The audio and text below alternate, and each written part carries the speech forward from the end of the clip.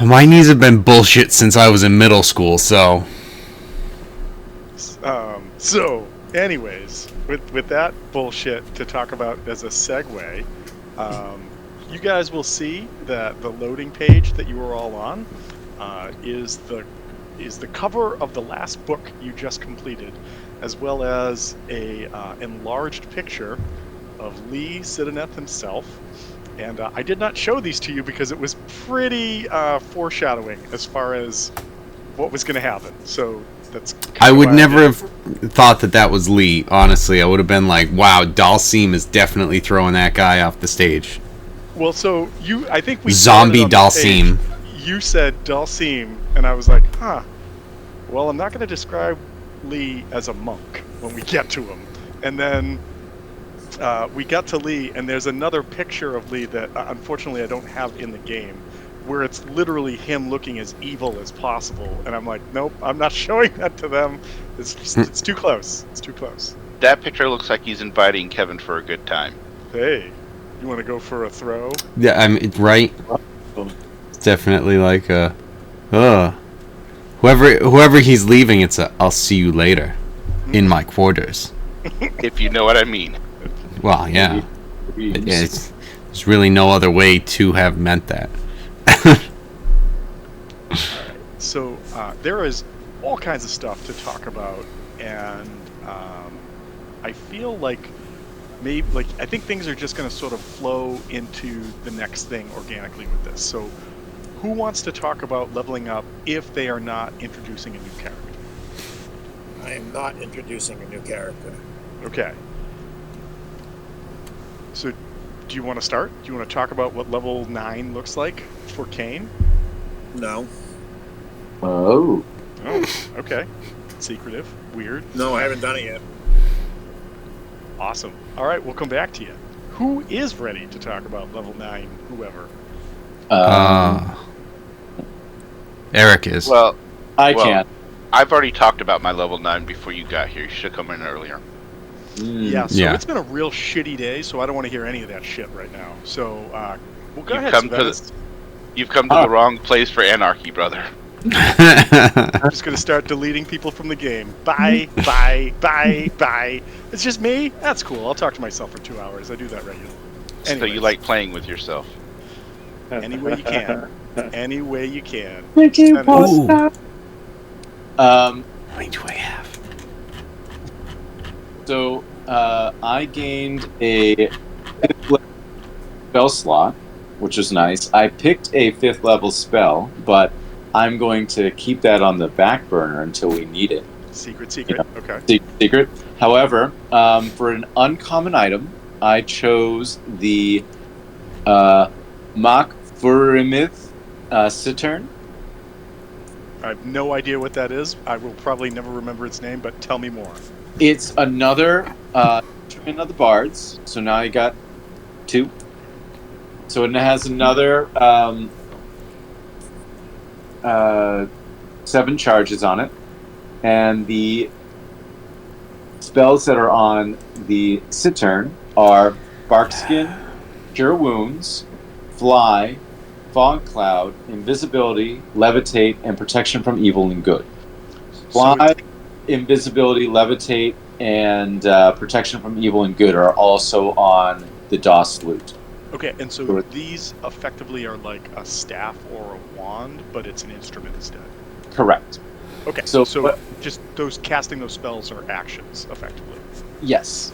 Okay. So the other thing I did, because of the Cure Wounds, with the level up, I figured, because I already had Cure Wounds, that I would switch out the Cure Wounds I had, leave it as a level 1 on the Cittern, and change it out for a different spell, as a known spell. And I put on a level 4 Phantasmal Killer. Okay. Wait, yeah, it's a similar level spell. So yeah, okay. You can just switch those. Like, is that something you can do, or are you just doing that to see if I say it's something you can do? No, you can do that. It's Rules as written. Okay, cool. You can switch I out. was like, are we testing the water or what's happening? No, because like you're gonna have an overabundance of like first and second level spells. So later on, you can start switching those out for some of the higher level spells. So like if you get a 5th level spot, like in this case, you can switch out one of your lower spells because it's like I'm not gonna need sleep ever again. So I'm sorry. I thought you were saying you were switching out the spell on the item as opposed. No.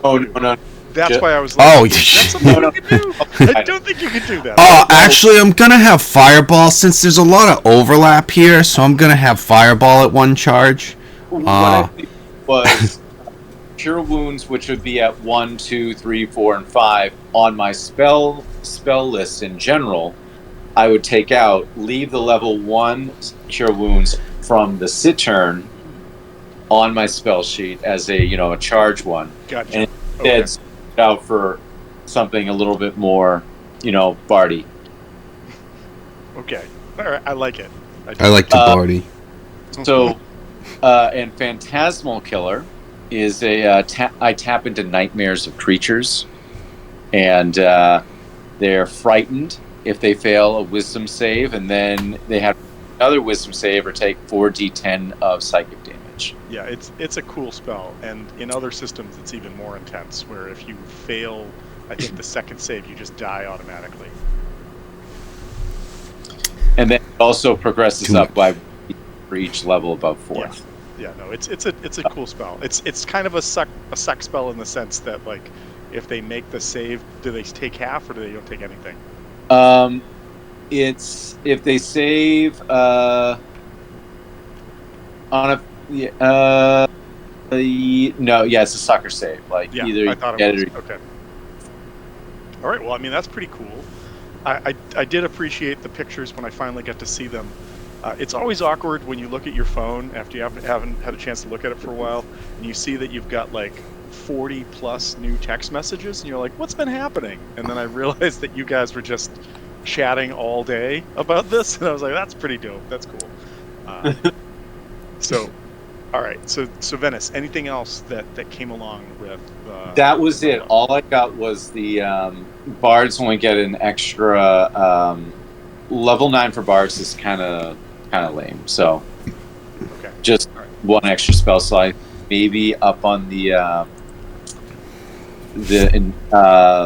proficiency bonus. Maybe I would have to. I think that's next. Maybe. Yeah, I think it's every 4. When do you get the 4 times critical? You get to roll critical 4 times automatically. That's a great question that I'll have to look up. That's 9.5. Go digging into that. Yeah.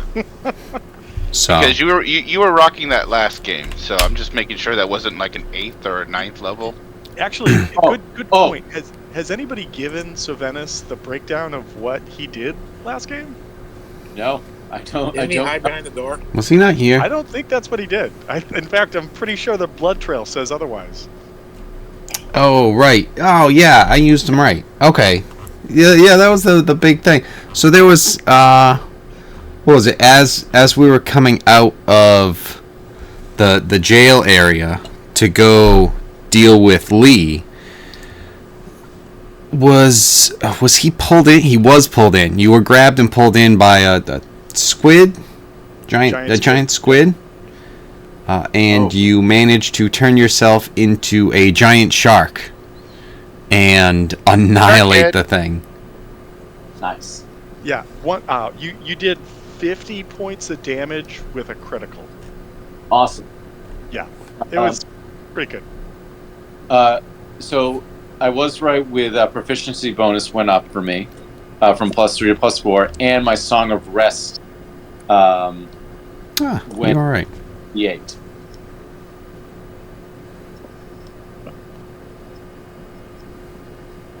So yeah, there we go. Oh, yeah, see, I was looking at the table earlier because I had the same thing. My proficiency went up because it just goes up, I think, at the same rate for everyone. Yeah, I believe so. But then from 9 to 10, I get an extra cantrip. Maybe that's where I was confusing it. But I also got a 5th level spell slot And one of my options, I was just doing this part, so it's fresh in my head. One of the options that I chose was Summon Celestial. So we might be seeing a Celestial friend here and there. The other one that I got was Gias. Oh, yes. That's another one of those spells that can be really good if it works. Jibunwo. Yes. It is quite a bit of stuff. As far as the Summon Celestial, just because I know you've been working with like the concept, we've been talking about the concept of Thanos and everything. Think about what you'd like that to look like, and maybe get me an image or whatever. Yeah. I'll keep that on file for that. Yeah, and then I didn't really get much else, as we've already established. I think everyone got their proficiency up, so no big deal. We don't have to talk about, I got more hit points. But uses your proficiency. I just noticed my Starlight Step went up one more charge. So if you have anything like that, you might have an additional charge. Maybe. Has so Sarah, my wife, just told me about something today that you're sparking a memory of. Does anybody know what a stargazer's pie is? Oh no, I don't. What is a stargazer? Yeah, don't get too excited. You're not supposed to ask. It's so it is a Cornish dish. So like from Cornwall in England, it's a fish pie. That doesn't look fun. But what they do is they cut all the heads of the fish off that they use to make the pie, and they arrange the heads sticking up out of the crust as if they're looking up to the heavens, and that is a stargazer's pie. It's a real thing that I just learned about. Sunday. You're having that on Sunday? No, yeah, I'm gonna make it. I'm gonna whip that up. See what we do. Maybe you should. Sarah hates fish. It should go really well. Make it for the meteor shower that's coming on Sunday. We can look up with the fish heads. Ooh. Exactly. Fish head. So rolling fish head. A fishy fish. All right, so to finalize the item that I believe that I'm gonna be going with, because of our talks that we have gone into, Tom, is I'm back and forth between Amulet of the Devout +1, but I'm leaning more towards Gauntlets of Ogre Power. How powerful! What would that bring your strength up to? Your strength plus 19 from a 9. Oh yeah! Wow, that would probably be a big help. So one, now I can wear so here's the thing. Amulet of the Devout makes all of my spells do, like, I have a +1, or if you're trying to, if it's a save, you have to now, instead of getting a 16, you have to now get a 17. So all my spells go up by 1 with the Amulet of the Devout. So that one is really a strong choice. But with Gauntlets of Ogre Power, I would be able to, obviously get my strength up, some of my rolls go up and things of that nature. But in addition, because my strength goes up, I now have enough strength to actually wear my armor. So my speed can go back to 30, and then with mobile, which I had gotten, it is now at a 40. So there is even a little bit more that comes into play with that happening. You really enjoy the super mobile characters, don't you? Well, it's funny because I started off with this character only going 20 feet. So the reason I went for the Gauntlets of Ogre Power was more of kind of picking up a weak point with my strength. That wasn't the primary thing, but it's like, okay, that'd be nice, in anticipation of some of the things we've been discussing, and so that I can be melee, being being able to do that, so that way it kind of overcomes that, and it just happened to make it so that because my mobile feet got me my extra 10 feet, so that I could at least keep up with everyone, especially And if now I'm you're- trying to get now to you're the front sprinting ahead line. of them. Well, yeah, if I'm trying to get to the front line and everyone is rushing ahead of me, it's just like, okay, you guys have to slow down if I'm gonna be in front. It's like, no. I mean, Other way around? There's a part of me that just doesn't want to see this. Like, I want you to stay slow, but also, I mean, use what you got. Like, that's great. Right. All right, cool. I think that's a pretty solid decision, and it also like not only helps out, but makes you a far more mobile combatant potentially. So, all right. So that's Sovenis. That's Nim. Obscurity. Hello. Hello. So what did we do to Obscurity last week? Well, I didn't almost kill her. So. Oh, well, that's new. Not much change for me for 9th level. I got unarmored movement improvement. So now I can move across vertical surfaces and across Yeah, that's liquids huge. That's on not my turn nothing much without changed. falling.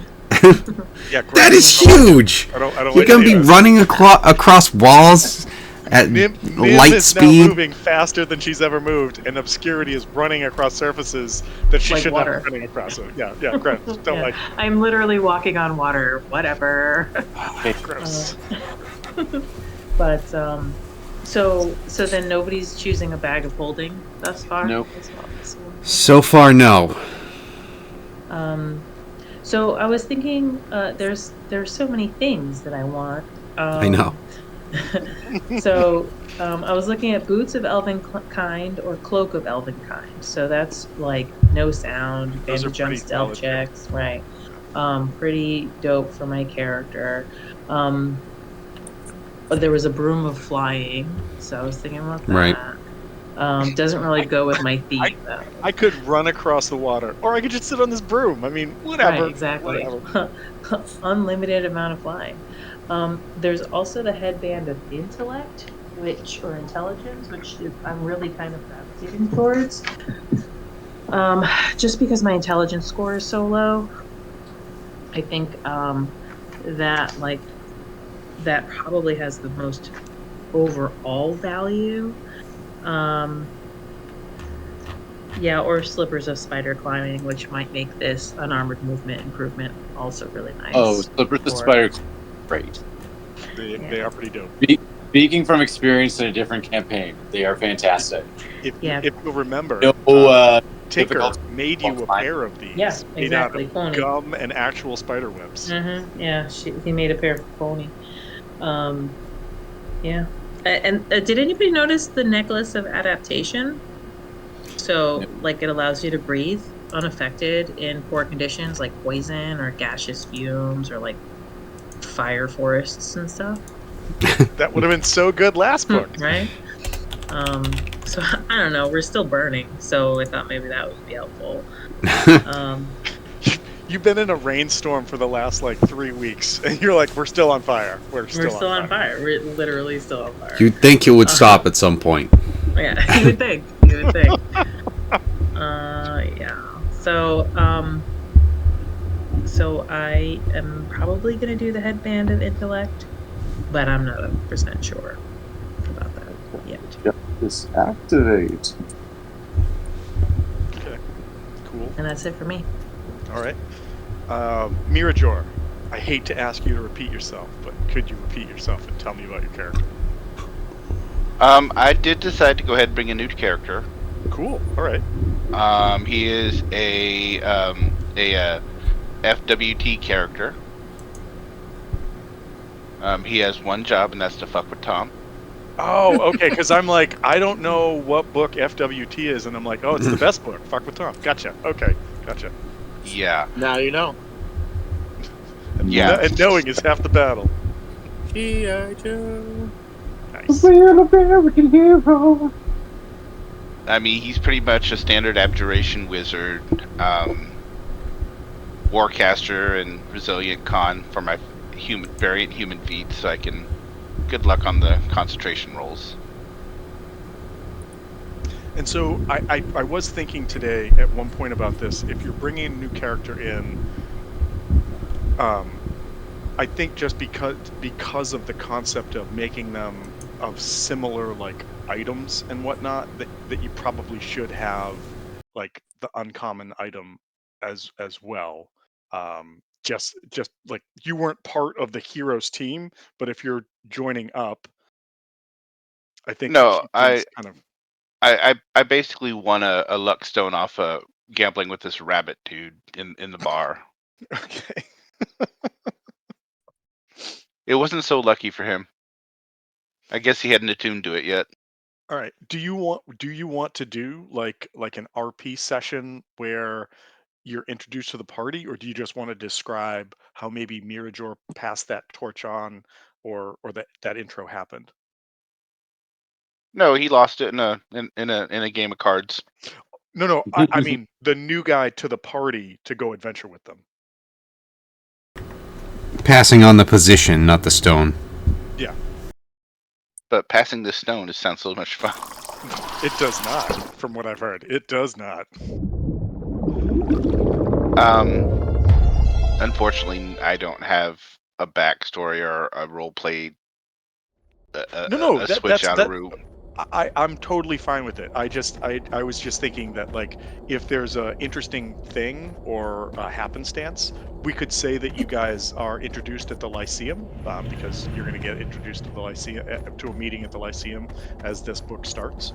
Um, so if that sounds interesting to you, we can just say that that's how you guys are introduced. Maybe like Lee does an introduction or whatever. I just didn't know if there was something specific you wanted to do. That's all.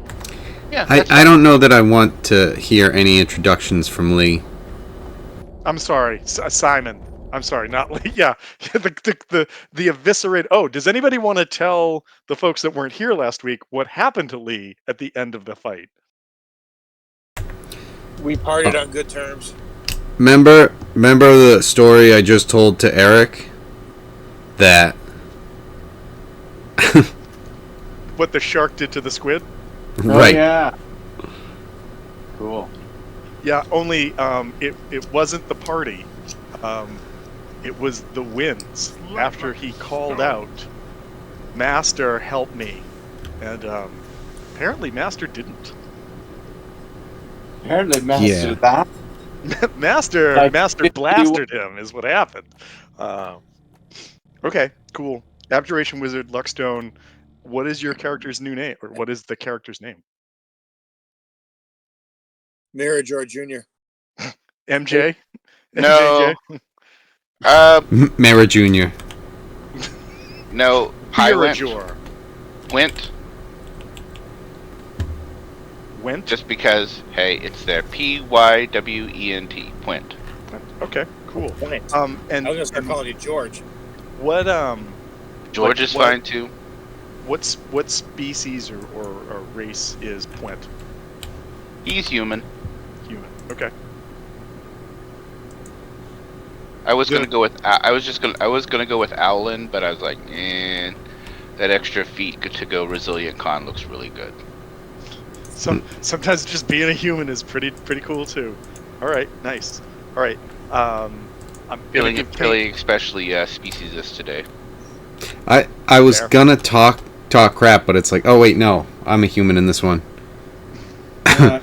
This may be my first like human that I've really played in a game. human. Yeah. All right. I'll toss it over to Moruk in case Kane's still working stuff out. Moruk, what did you do? Or what did you get? I took another level in Wizard, and I got the Awaken Spellbook. So I can awaken my spellbook to create Musa Krakish. manifested mind.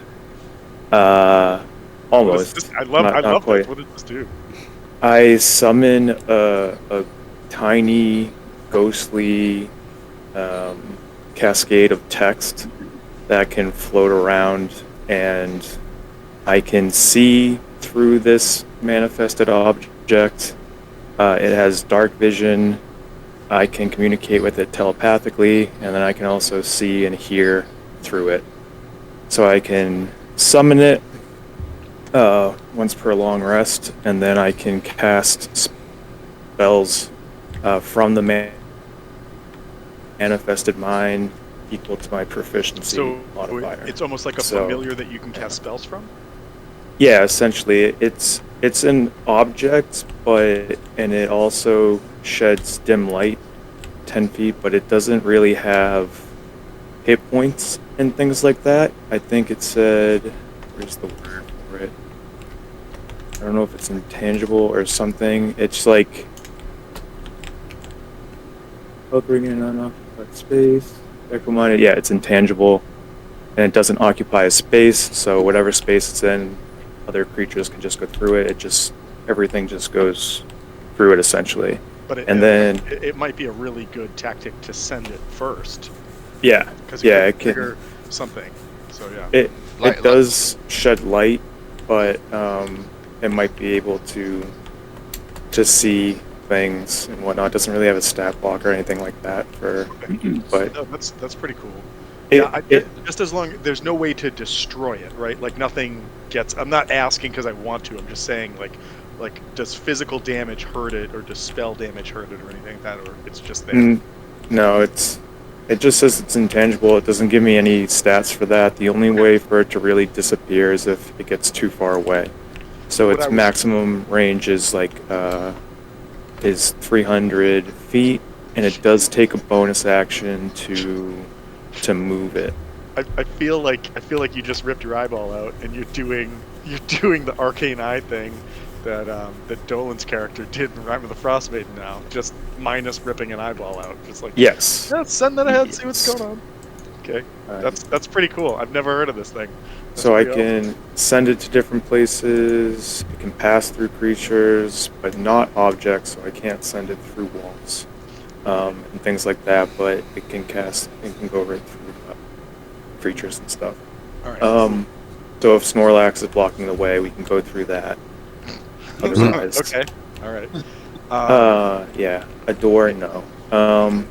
And for the objects, I picked out two, but I know that I'm getting one. The first one that I want to get is, or like the number one, is the Blood Well Vial. See if I can get that. When attuned to it, you must put a few drops of blood into it. The vial can't be opened as long as you're attuned to it. It lasts. You're attuned to the vial. The contained blood turns to ash if you stop attuning to it. And so it pretty much gives me a +1 on attack rolls and saving throw DC. Okay. And then the only other additional thing, if I take a short rest, I can gain up to 5 sorcery points if I spend at least 1 hit die. Oh wow. So basically, burn some hit points, and just revamp your spell points. I think I still get it's not like you burn the hit dice, it's that you use them, and then in addition, if you're carrying the vial, you can regain 5 sorcery points. It can only be used once, but you get to heal still. Oh, that's pretty cool. Okay. Yeah, Nice. there's like I heard about this with like the dwarf thing of like they have the ability to rest in combat for a turn, and they can spend a hit die to recover. And so like if you have like is this part of the new rules? New stuff? No, this is like older. Oh, okay. Or I guess it's the later part of the old 5e, and it was there's a feat for a dwarf that they can spend a hit die in combat, and it was kind of like meh. But if you're a sorcerer and you have this, it's like, oh, you can just regain a bunch of sorcery points mid-combat, which is cool. All right. Yeah. But I'm not a dwarf, so I'm not using that tactic. I just heard about it through that. All right. That people are using that. But the thing is that you can only use this once per long rest, right? It resets every dawn. So yeah. So effectively, yeah. Okay. Yeah, effectively, yeah.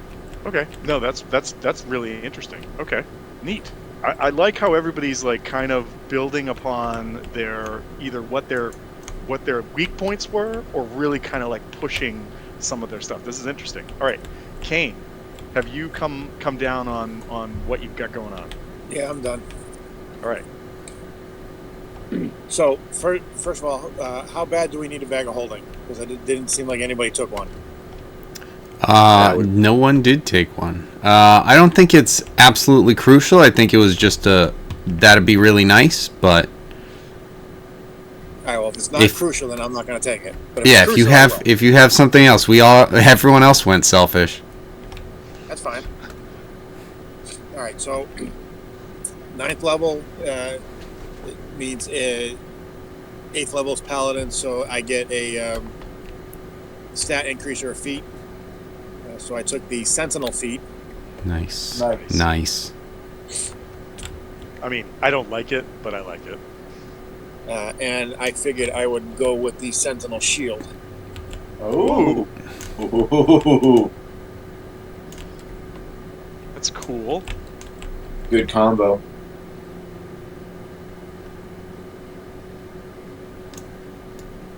And that's pretty much it. Okay, neat. Like, I know sometimes 5th edition level ups are like not crazy, but it's cool to hear like what you guys have kind of gone into, especially with the fact that we have some multi-classing characters going on right now. Okay, so that's level up conversation. Check that off. Second thing I wanted, uncommon items. Check that off. All right.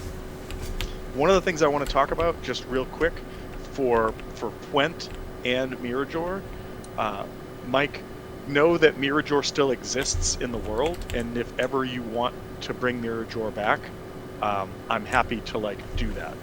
And if ever you're like, I don't want to play Quent anymore, I like to do that as we like kind of close out books, or I should say start the next book. But I'm happy with doing that. So just let me know. All right. So that's cool. The next thing on my list was Takasa. Oh my God, I can't say its name now. The Eagle. Takashi? It's not Takashi. It's. I gotta go back Hold to on. the book. I've got it. Book in front of you. I've got Takasi. I just didn't know if it was Takasi or Takasis. Takasi. That's what I wrote.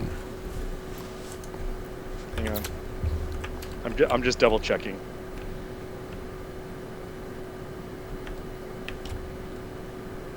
Takasi, yes. Takasi. You are correct. Nice. Give yourself some inspiration as we start a new book. There you go. All right.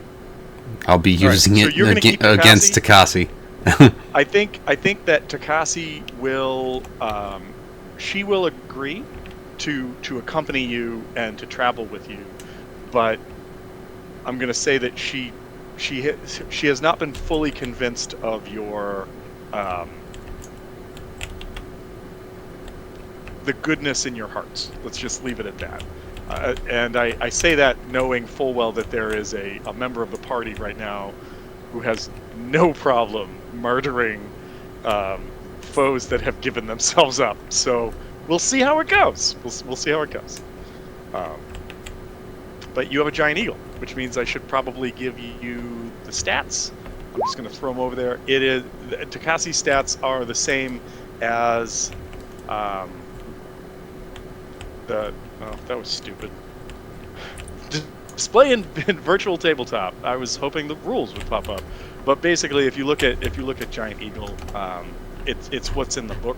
The only thing that's different is that Takasi can speak common. Yeah. And the breakdown of the Giant Eagle says that it can only hold one rider. It cannot carry more than that. And additionally, it does have a saddle, which makes which basically, if I ever say make like a deck save or a like if you've got to make a check while you're in the saddle, you have advantage while doing it because you're in a saddle. You're not just bareback and an eagle.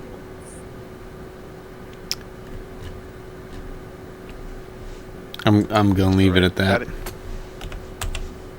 You're welcome. the next thing that I had was that there is a +1 Ranseur that, I mean, you guys could keep, you guys could sell. Is there something that somebody wanted to do with that or no? I mean, you could donate it to the Lyceum, and they'll love you for it. I mean, whatever you guys want to do. It's just, it doesn't fit the build of your characters, I know. So. right.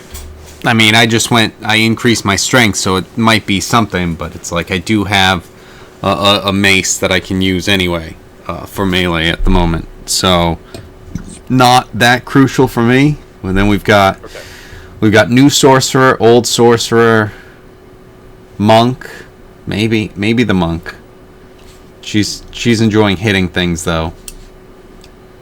I don't know if stabbing might be. For the monk, but I wanted to get through this first. So. Paladin and I are both holding shields too, and then the bards, like we discussed earlier, they're just completely covered with instruments and everything like that. So it may be something where we put it on the stack of, hey, let's start arming people. Now instead of 16, we've got 17 weapons to spread. Give to people. Right. All right. So I'm just gonna put that. I'm gonna put next to the Ranseur that no one has specifically taken. This is my list of stuff. So no one specific.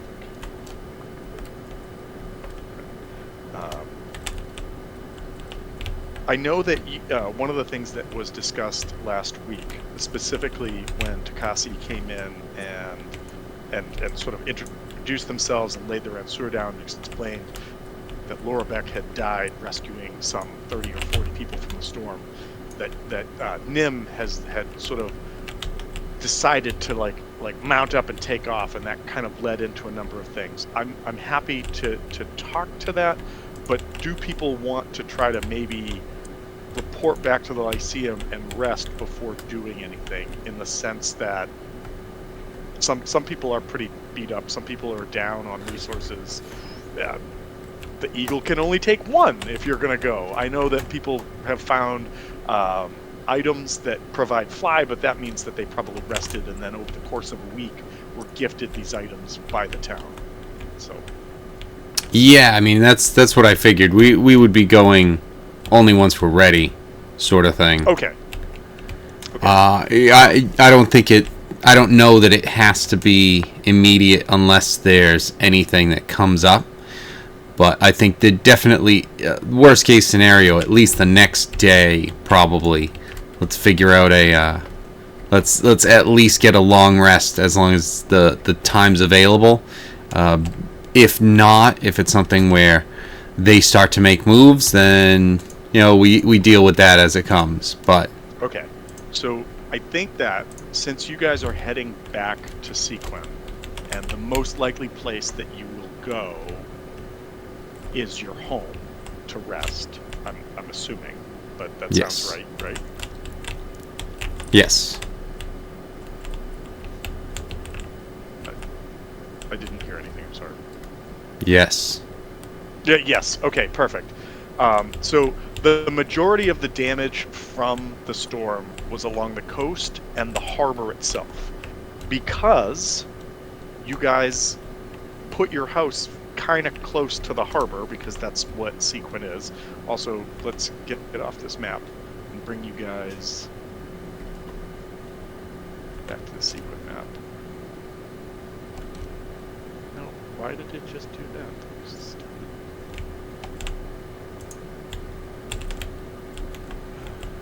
do that. That's all I need.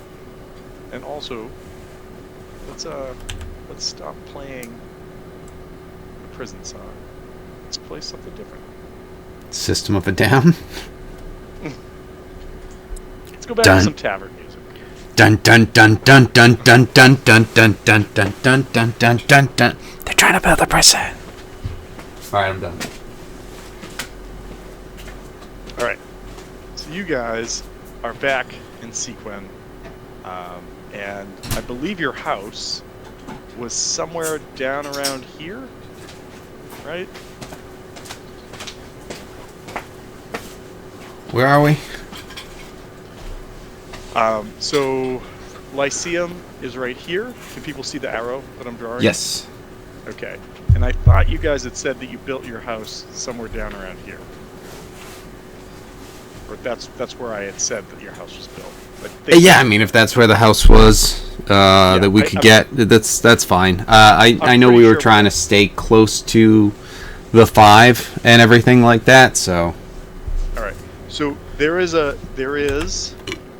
Excuse me. a 40% chance that your house has taken some damage while you were away and the hurricane was happening. However, because of how you left it with Figovich and his security detail, they are willing to add a +5, or not willing, they will add a +5 to one of the rolls. Here is what's going to happen. There are 2 rolls. The first roll is a 40% chance that your house was damaged by the hurricane. We're going to see if it was or it wasn't. So whoever wants to do it, I'm guessing D100, but you can pick another die if you want to do percentages, however you want to do percentages. But pick the percentages that would be damaged. So if it's a D, like if it's a D10, you know, like 60 to So 100, 40%? that is damaged, or however you want to break it out. 40% chance. Now remember that you have, I would prefer you do a D100 just because Figovich can only give a +5 to this. Figovich and his friends. I'll do a D100 middle 40. So what's that? 40 to 80? 40 to 80? Or do you want it, like, you call it. It's your pick. Are you guys fine with that? Sure. So, do we want to go like 40 to 75 in that case?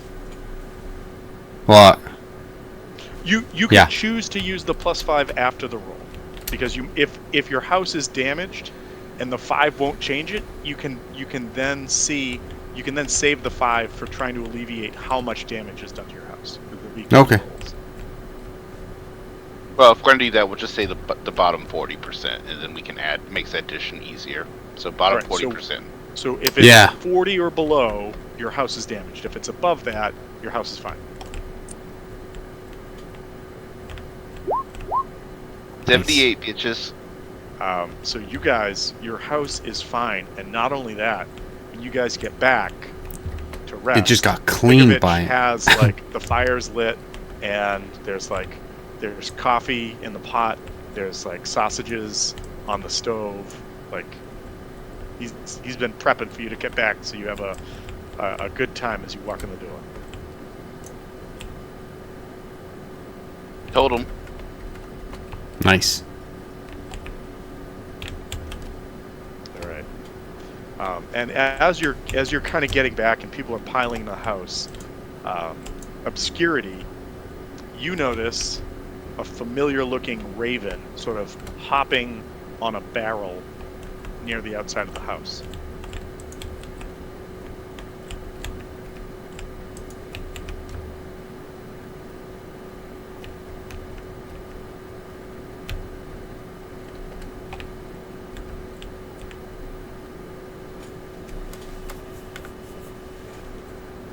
Dylan, are you still with us? Yeah, I'm just not interested. Sorry. Yes. She's falling asleep again. Yeah. You see That'll be me. Okay, you have to fold the clothes and pack them up before you watch the movie. Okay. Sorry, I'm back. She's Nope, she's it's dealing with her totally husband. Yeah. No, those are my children. As you guys get back to the house, I'm gonna have to tell him the same shockingly stuff later. Damaged from the storm. You smell like coffee and things being cooked inside the house as Figovich is inside, rapidly trying to get the house ready for you guys as you come back from saving all of Sequin. And you see hopping on a barrel outside of the house a very familiar-looking raven. Ooh. Why is it? Oh, that raven. I'm like, why is it familiar? When do I I know you, bro. What happened? Remember the time you met a guy in the woods and he beat the shit out of you, and then you went Yeah. home? Yeah, that guy. Not He- really. Yeah. And I immediately take some juicy raw meat out of my pocket because I always have raw pocket meat. Raw meat. I mean, Yeah. maybe you picked up some of the squid meat Yeah. that Savannah destroyed or something. Yeah, Totally. sure. That's Okay. what I it is. just want to Yeah, make some sure Raven that I friends. didn't dry it out. The Raven. It's immediately juicy. is like, Uh, it's It's still juicy. very wet. well, right, Well, it's been Very raining. wet. Torrential And we dimes. find out ravens are allergic to shellfish. Right. Yeah, it They immediately are. just throwing up. And then eats it again. And then it's like, Right. eat it again. It's like, oh, maybe the second time. Yeah. No. So, and you, as it's eating, you notice that it has a like a small note that's attached to one of its legs. It's easy enough to open it up, and effectively, it's a note that's that asking you to meet at the same place where you met. Was it Three Eyes? Was it Raven of the Three Eyes? What was his name? I just had. Mm. I have access to that notebook. I think somewhere. Hold on. I'm just Um, three weeping ravens. That was his name. Yeah. Yes. And but it's effectively asking you to meet at the same place that you guys had your training session the night before. Not the location where you met the leader of his group. Gotcha. Just where I did a little sparring session with him. Yes. In the woods. Okay. Sure. Is there what kind of condition am I in? Like, am I actually soaking wet? Am I kind of busted up? Have I had a long rest? Like, So, do I yeah. want to like change and get a little refreshed? So you guys battled your way through the prison, then came back up, fought Lee in basically the now like storm-wrecked eye of the storm, of the hurricane, of the storm. The storm dissipated, and now you guys have headed back to town. And because many of you are battered, beaten, in need of a rest, in need of a recharge, you decided to head back to your house and kind of just take the much needed rest at that point. Okay, so I haven't rested yet. That I was Correct. on my way to rest. Correct. Okay, and the note doesn't indicate any like crazy sense of urgency, or No, it just seems to be asking you to meet at the location that you were at before. is it like timestamp? Is there a date? No. on it? Right. As If as you're I- reading the note, the raven kind of comes over and like pecks the back of your hand a little bit, just seeing if you have any more wet raw meat for it. I give him some more wet raw meat. It eats it, throws it up, eats it again. Seems Beautiful. to enjoy this I process. love it. Yes. I love it. Okay. Geez, I'm really not gonna rest really well if I have this on my mind. I can't sleep. I'm so excited. Yeah, I can't sleep.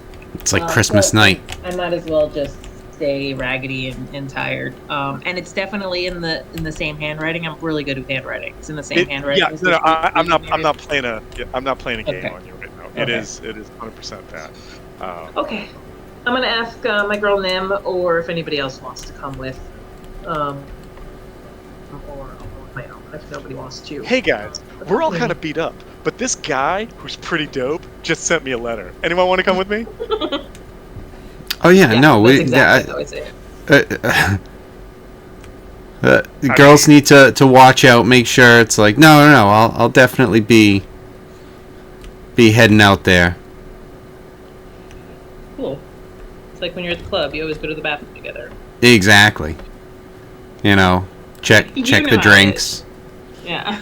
You don't want someone going on a Tinder date or something. And it's just like find out that's like oh no. It's like no, she's right here.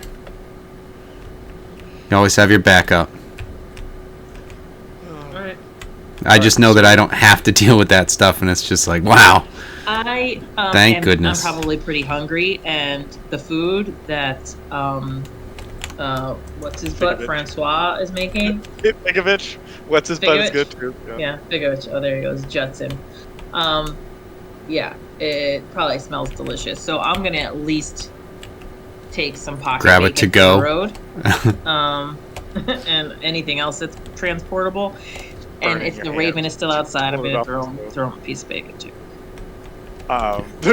So when you come back out, the Raven has sadly taken off. All right, But no bacon for me. but you absolutely, anybody who wants to go in and rest can go in and rest. If people are going to accompany Obscurity as she goes into the forest to the southeast, yeah, because it was down around here. Right around here is where you found like the Battle Bros and like the Battle Royale house, and you realized that they were just a bunch of asshats that weren't really doing anything. And then I think it was somewhere over here that you ended up meeting up with the monk, with three Weeping Ravens. yes. In any event, you know where you're going. I'm just going to throw it to the rest of the group as we kind of go into this particular thing. I would also like to note that I referred to the Raven by name, Tailwind, Nice. when giving him the food. 100%. That's why it pecked your hand for more food. It's like, Okay. you know me. Come on, hook me up. Smell it in your pockets. You've got rotted meat in your pockets. Squid. You got rotted squid in there. Come on. Squid It's not rotted it's yet. A while, okay, I haven't showered in a while. The squid is fresh. The rest of the stuff that's in the pocket, yeah. Don't go any deeper in the pockets. Yeah, no. Right. Her pockets just keep getting like more and more full with like gross stuff, and eventually she just changes the pants. You just throw like, them all away. Oh, these are gross. These pockets Right. are full. Yeah, exactly. Just imagine. Where are you holding that at? Oh, it's in my pocket. Squish. Ooh. Make a sleight of hand check, because I don't know if you're gonna find it. It's like Napoleon Dynamite with his pocket tots. Yep. All right. So you guys, so Nim and Obscurity head off into the forest, and after a short while, again, remember that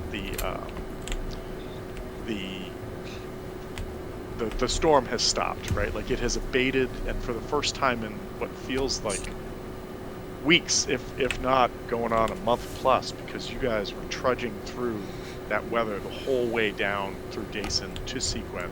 The whole time you were here, it just was like raining, and then this like storm started to like summon and break while you guys set off. It just feels nice. Like I'm sure that your boots and your socks are gross and very, very squeaky as you're walking through the forest, but at the same rate, just nice to not be getting rained on. And you come across your buds, your bro, 3 weeping ravens, and he's like, I see you brought a friend. That's cool. Is it okay? He's like, he nods. He goes, I also see that it looks like you have seen trials that I can only assume are what have led to the clearing of the storms that threatened this particular land. Oh yeah. It just crashes through a tree like the Kool-Aid Man. Kool-Aid Man.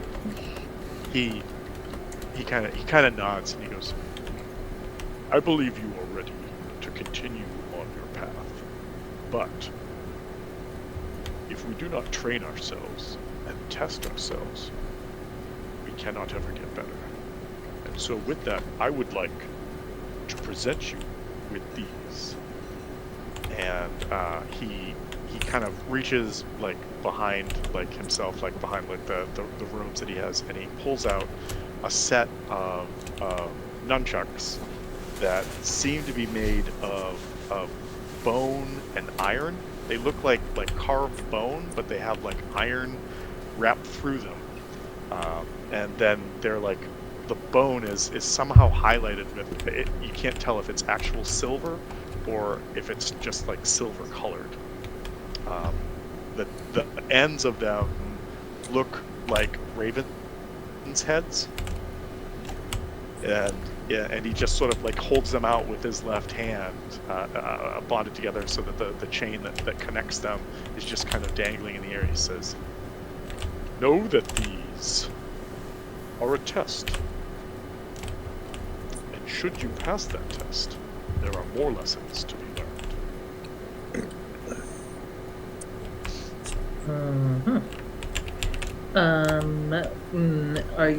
What's the nature of the test? Are you going to give me any more information than that, or is I just going to figure it out when I go to use these? There's a part of me that wants this to be a surprise, but I also think you should know what you're getting into. Okay. And so he says, "What is the difference between achieving your goals and failing at them?"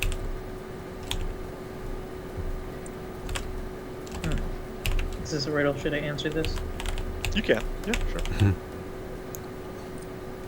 Clock or time or something. That's always the answer to riddles. Yeah. Perception? He nods. He says, "There is no wrong answer. Perception is what you might see as the path to victory or attaining your goals.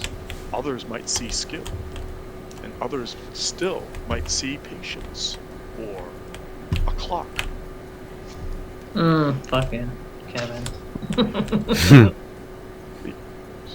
But either way, practice and repetition always help in making sure that our strikes and our minds are focused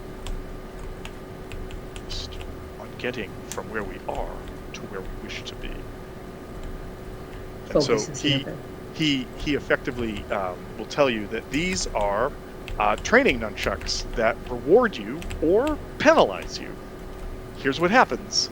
If you roll a natural 20 while wielding these nunchucks, you get an extra hit. No matter what you've done already, you get an extra hit.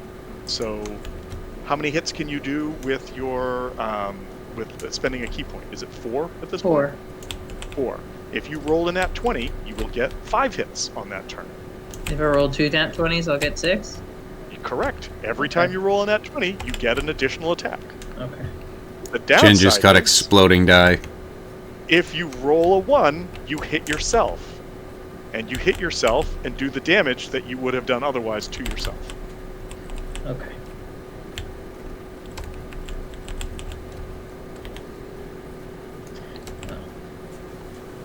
Just don't roll 1s. I mean, if you never roll 1s, you'll be totally fine. I'm gonna ask 3 weeping ravens if these nunchuckers have a name. He thinks for a minute, and then he goes, "Sometimes the name comes to the wielder, and then sometimes the wielder is the name." So he doesn't know. You're not there. Shut up. The name is obscurity. It sounds like a potent name for a potent weapon. Okay. Obscurity's beaks. Yeah. But yeah, and so if you then I can practice with these nunchakus, but then I can also use them. 100%. Like I could just. Yes. Okay. Is Tailwind hanging around? Roll a perception check.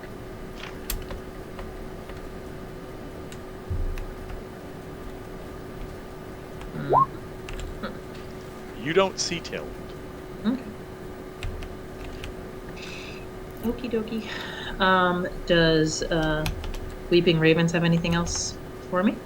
No. With that, he says, I wish you luck on your journey.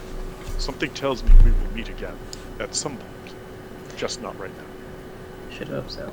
Has and I'm gonna make reference to let's see if I know what her name is. Dreams No Sorrow. That was the leader of their camp. Yep. And make reference to her and ask if she's changed her mind yet about aiding the people of Sequin or aiding us in this war. He explains that she has not changed her mind, as her primary goal is to protect those few sort of I want to say tribe members, but monks that are still in the order. Their sort of longevity is her primary concern, and staying out of the limelight is in her mind the best way to make that happen. However, she did, after conversation with your I guess instructor now, did agree that you deserve some sort of reward for what you have been able to do to save this particular area of land, and with some nudgings from Raven, it effectively was decided that you could have these, or that you should have these.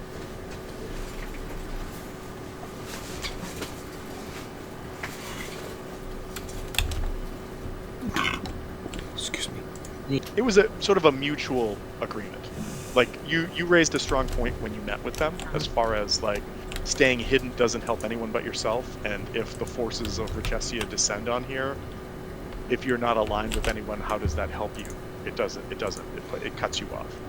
And I think that resonated with Three Ravens, and he's probably been beating that drum while you guys were off effectively saving everyone, and that's what led to that the sort of acquiescence to say that there needs to be recognition for what she has done, and that we may have some points, but that they're not ready to kind of move in that direction yet. Got it. All right. Well, I'll thank him for his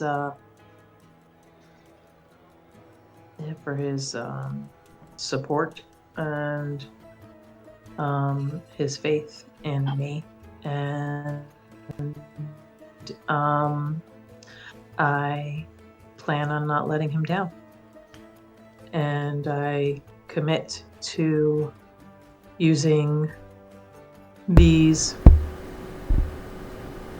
tools every day, and believe they will share their name with me when the time is right. He nods, and then classic, like, monk style, starts to move one way and turns his head and looks over your shoulder. And after you guys have just spent the last several hours trying not to get killed, your immediate reaction is to tense and look, and when you look back, he's not there anymore. Awesome. But you do notice that on the ground, pecking at your ankle, is Tailwind going, ah! I give him some pocket bacon. And he eats it, and this time he doesn't throw up because he can process that way better. And then he takes off too, but like in a much more like, oh, look at him flying away kind of way. He's not really that magic. So, or is he? But yeah. Okay. So you guys go back to the house. You get your rest in. As you guys are kind of waking up, Figovich, who I can only imagine is wearing some sort of apron that says "World's Best Chef," is just like, I wanted to tell you one more thing. First of all, I would like to keep working for you, but I don't know what your plans are. And second, a letter came from Simon at the Lyceum, and it sounds like he would really like to meet with you guys about some stuff. I don't know what it is. I could find out, but I also don't know if you need me. What would you like me to do? What did Simon say? Also, wake up. Hello.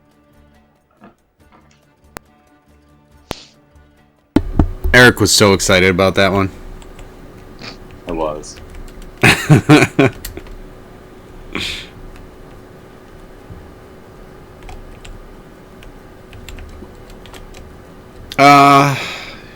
Yeah, I don't know what the plan is with him. I'd imagine kind of, for the time being, we're fine. We can just keep going as is.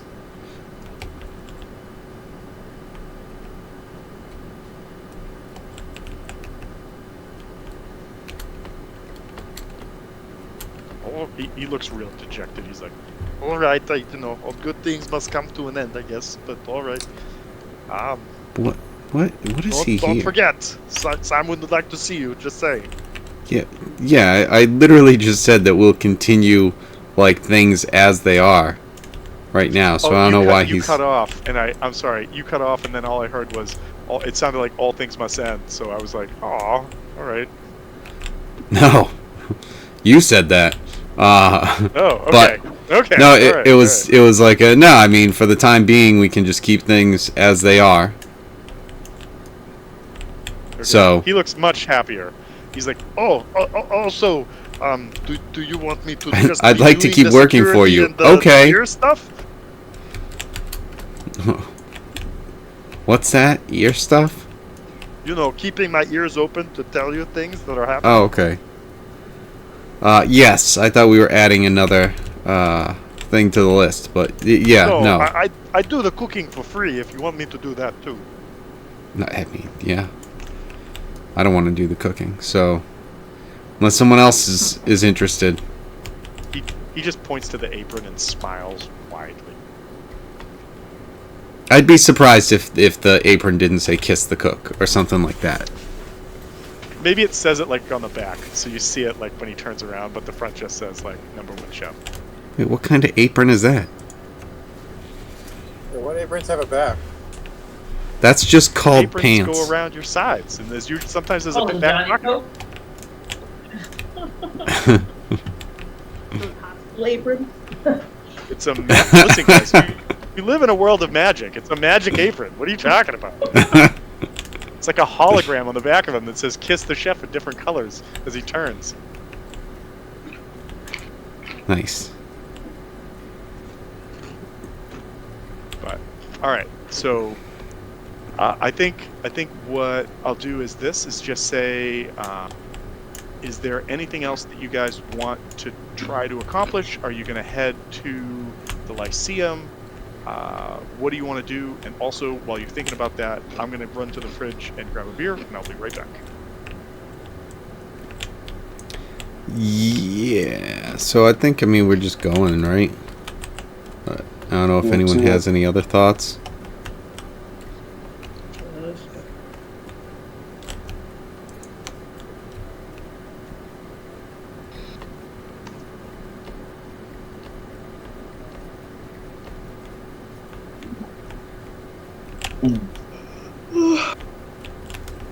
Just had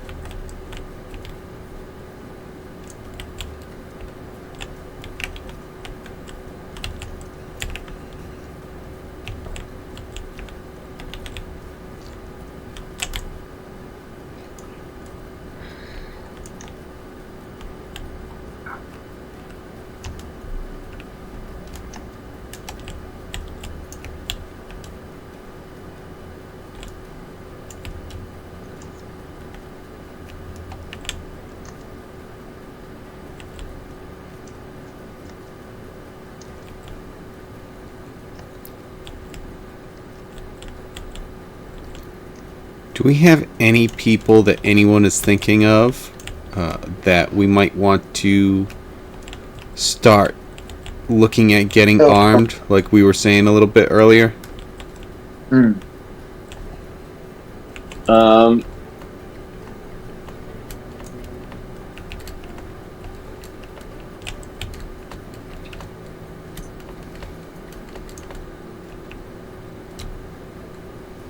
I know there's a group with the guy who I was dealing with that I played a game against and beat, and he was expecting me to like help lead like group or something like that. So there's some people in there that might be a possibility for something. I don't know if anyone else has thoughts or anything that they're trying to get to. That was Xavius Fobane, and he taught you He what? how to play Conquest.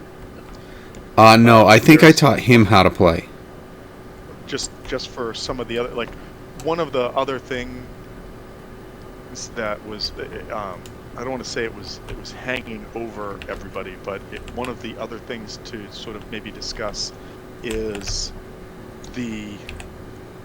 there was the Wayfarers. If anybody wants to talk to them, you'll remember that that the female who was second in charge in command had kind of stepped up and had pledged the Wayfarers' support to Sequin, but there still is trouble with trying to figure out the teleportation stuff, because that's still a problem. You know, get burnt real bad if you try to teleport. There's obviously the Shea Alesti around the peninsula, if that's still a thing. And there's also, I don't know if we need to touch base on it again, but there also is the matter of the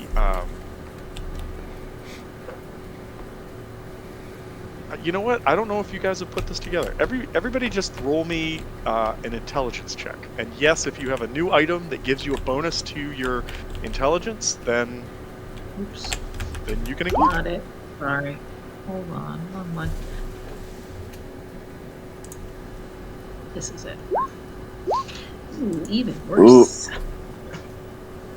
Interesting that I did a save on that one instead of a... Yeah. Oh, is it rolling both of mine as saves? Oh. Okay.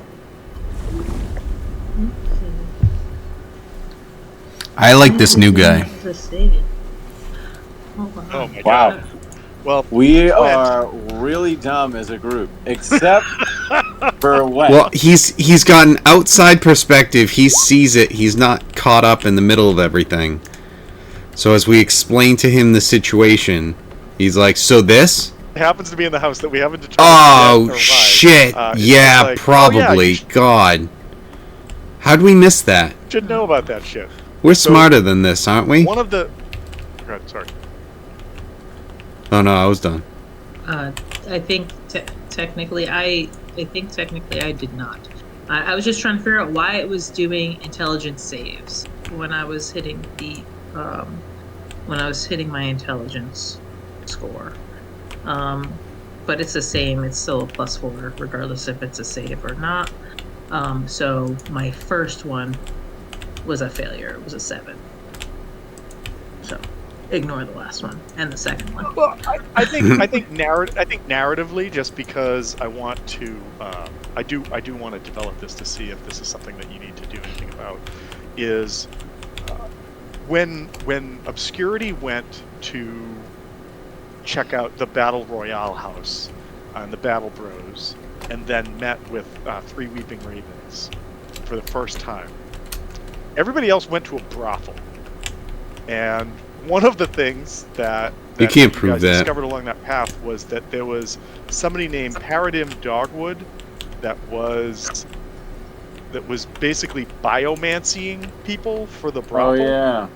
Yeah, and then when you guys stopped Giorgio from basically burning all of the leadership of the town to ashes aboard the galleon, there was a boat of what looked like dead elvish bodies tied up to it that weren't actually elves, that the Lyceum was able to figure out were actually just humans and orcs that had been biomancy to look like elves, as if it was part of the plot to blame the Shea Alesti for doing it. And then third, when you guys were in the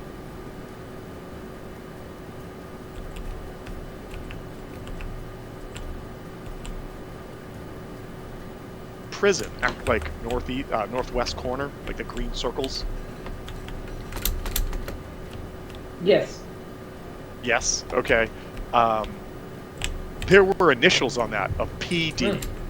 Pete. Oh. Oh, no. Puff Daddy. Right. Puff Daddy is here, and he's going to jail. It's because way worse than we thought. he's here too. He's not Regessian. He is Regessia. Tom, did we ever Right. figure Did out... you get Did the you get- uncommon baby oil? Oh no. No, no. Yeah, it's especially this week. That's what was in the biomancy tanks. So Well, that's in that blood vial that we got. nice. Right. Yeah. Did we ever? My uncommon item is a vial of baby oil and P. Diddy's blood. What? That's what I took. That's what I got. Does it do anything? No, it's just really weird and gross, but I've got it. Did we ever Highly talk about the valuable. book? Hold on. Oh, Wait, the book. which book? The book that we got from the Pyromancer's tomb.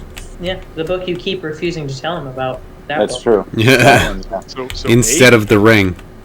maybe you're gonna have to Yeah, this sounds like the same old bullshit. you're gonna have to You're make gonna an have archaeology check to is what you're gonna give do. me another Read it. week because I Or forgot. maybe you should bring it to the Lyceum and see if they can help translate it for you.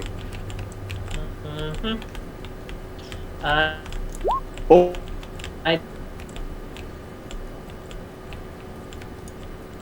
Or or somebody has identify as a just spell, 24 1,000%. Yes. Okay. Let me double check. Gotta go back. This thing. I'm glad I kept this book open. Actually, it's, apparently there's more shit we got to talk about than I thought.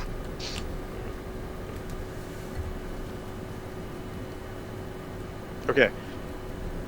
So what did you get out of the room? I got to go back and look at this because it gets. I had to choose between a book and a ring, and I took the book. Okay. All right. Should have taken the fucking ring. Right. But anyways, no, I'm kidding. But the book, because I want to reward you for taking that. Not about the is- dipshit part. Not about no. That's gonna stay. That's gonna stay. You're right. But you should have taken the ring.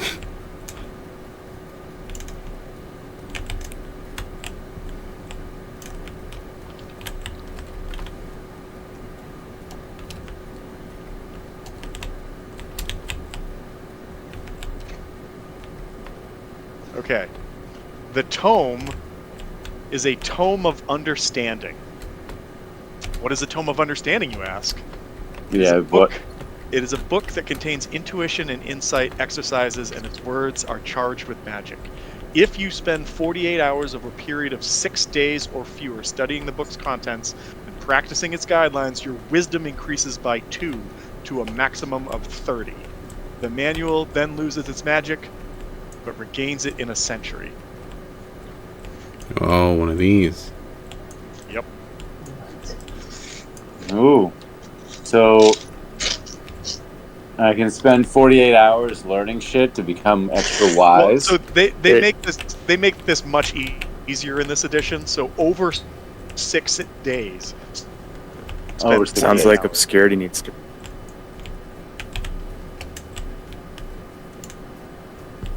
I mean, X number of stuff. Do you have wisdom based stuff, obscurity? The only Nim does. Well, no. Besides the wisdom-based skills, and my AC is what it is because it's my wisdom mod plus my dexterity mod. I really like the picture that they have that D&D Beyond has of it. I think that's pretty cool. My perception is all of my attacks and all that stuff. That's all dex, but my perception, I have proficiency with, and obviously Nim, that is wisdom. Nim, you're Since I do have wisdom as a some, caster, right? Yeah.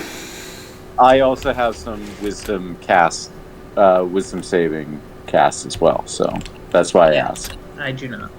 Well, so technically, you're the only one that knows that. I mean, maybe Kane And- because he had the coffin open when you grabbed it, but What do you mean that you have wisdom cast? Isn't that like wisdom Well, saving? I have throws? wisdom saving throws, and I would presume that would the save DC on that go up at all with No. wisdom, or no? Okay, No, it'd only be Then- charisma. okay, Sounds like this is Nim's book. all right. this is Nim's gym.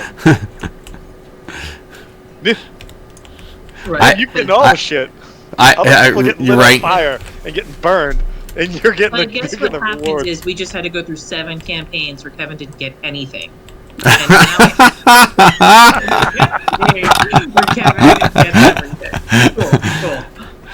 all comes up at some point. It all comes back around. All right, so There is a method to his insanity, and now it's all coming to fruition. all right, so if there's someone, gonna be And very- now I'm gonna be now very that everyone now that I'm getting everything, it's just like it was intended to build resentment. Right. Yeah, everybody hating him. Hater. Right. No, I'm gonna be honest. The way that the book had it set up, it was a real like. There was a whole thing you had to do to get the ring. So like if you had gone for the ring, like the fire trap had already been started. The weight of the sarcophagus was going to start getting heavier, so like the strength checks were going to continue. There was the potential that Kane could have dropped it on you while you were trying to grab something, and you were like, I went for the book. And I was like, shit, I want the book to be something really dope then. And then I was like, I know what the disc could be, and so that's what it is. It's fucking like centuries. About it being dope.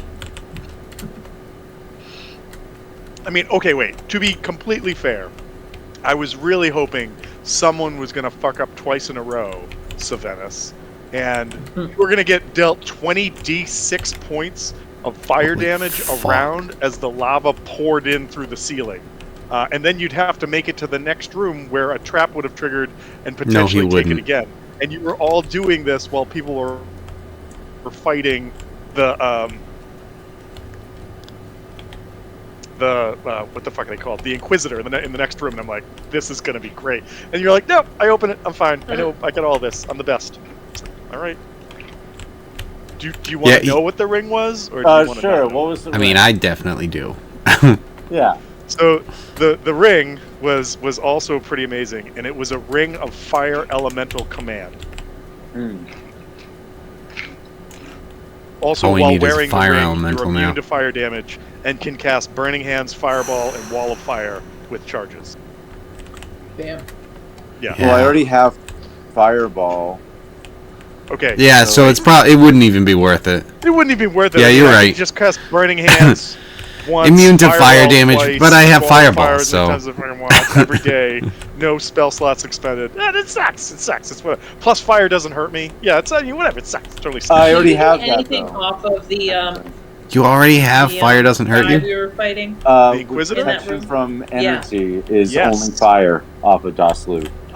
The Inquisitor had another one of those bear masks, and I think Mhm. Nim took it and found out Okay. that it helped her constitution, if I remember correctly, right? I know I took it. I don't know Maybe you what didn't it check did. it out. So maybe I should have had. Yeah, I know it was magical. Hold on, let me But see. yes. I put it down. I'm pretty sure I wrote down what it was. The bear masks adds a +1 to your con saves, I believe. Oh, really? Yeah, because I've got +2 to con, +1 to charisma, or -1 there to it is. charisma, There it is. Yep. which is pretty hardcore. Wait, is it just to your saves or to your constitution itself? +2 to con, -1 to charisma is what I Yeah, wrote down. That's what it was. Yep. That I. So I'm sorry. The +2 made me think your stat goes up by 1. Right. Yeah. All right.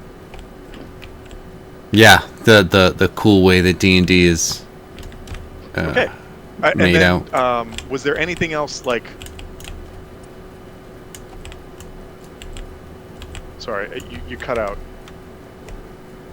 Oh no, I was. You were talking. You were saying, is there anything else that? Oh my God. Devin, just finish your thought, please. Just finish your thought. Oh my God. I keep saying I'm not saying anything. But finish your thought. Okay, fine. We're moving on. All right. So, are you? So, is there anything else that you guys wanted to do? Takasi has made a roost for herself on the roof of the building. After noticing that you've been feeding a lowly raven squid meat, she yells at you all the time, Obscurity, when you come out, like, "Food, please!" Okay. Don't have to yell at me twice. Also, I don't know what a giant eagle sounds like. It probably doesn't sound like that, but we can work that out. Wait a minute. But this giant eagle isn't mine. I thought it was Nim's. Yeah, but it saw you give food to a bird. Well, that was my buddy. Like, do you want to be like my buddy? Or Food! what? Like, ma'am, are you gonna feed this? Because it will eat us. I'm lawful hungry. Yeah, it's a fucking giant eagle. Quack.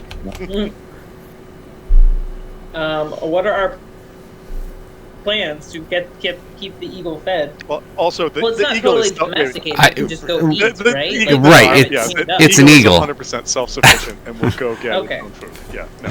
Just if But you it guys, just speaks common, yes. or is food the only thing it knows? No, it speaks common, and it's just being an asshole to you. That's To me?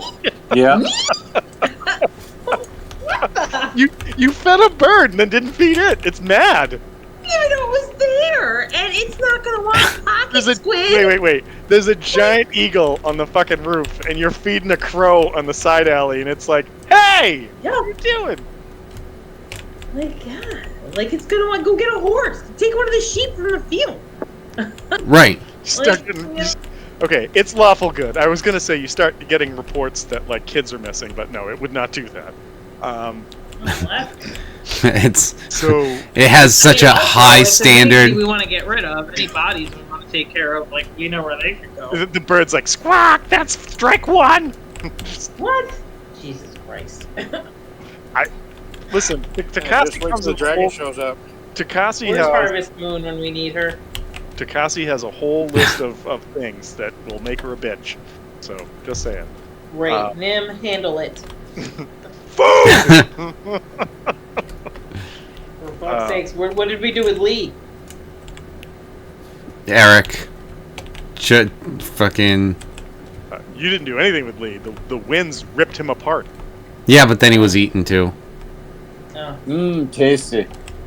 Get in my belly. Yeah, the giant. I'm sorry, the great Slamoo, killer of giant eels, giant squid, leapt into the air and ate the bits as they came down. Leave back ribs. Yeah, so like, can you even be sure that all that pocket meat is all squid and none of it's Lee? Probably not. Doesn't matter. It's like sawdust. It gets everywhere. Exactly. Gets around. Right, there's some of Did it. you miss your buckets? It's in my hair right now. It's 2 days later. You still have Yeah. Lee stuck in your hair. Just like blowing it out my nose. It's got a real good hold. It keeps my hair just where I want it. It's good too. So okay, holy shit, didn't see it going there. So you guys are going to what? Go see Lee now? What are you guys doing? No, we see Lee every time we look at Obscurity's hair. That's oh shit. I'm sorry. I did it again. Go see Simon. Sorry. Yeah, I don't know how much more there is that we really need to take care of before we go see him. I think with our house and everything kind of in order, we're in good shape. I think we'll want to kind of No flooding in the Clue- basement, right? I don't think you guys have a basement. We definitely have a basement. We didn't talk about it, but we have a basement. We 100% told you there was a basement. That's literally where we interrogated somebody. I don't remember who. Maybe it was the demon. I'm pretty sure you did that at the license. Yeah, was it Not in the was it Jess? Yeah, Jess. In the basement before we went to the license. I mean, I had a map of the old house, and there wasn't a basement. So Yeah, that was Adventure of the That was the old We house. talked about it. yeah, we first we dug a Wait, do basement. we have to draw everything out for you, John? Wait. First we dug a Basement. basement. Then we dragged the 12th level demon that somehow we were able to incapacitate into the basement. And in this, yeah, no, you did that at the Lyceum. That's what happened.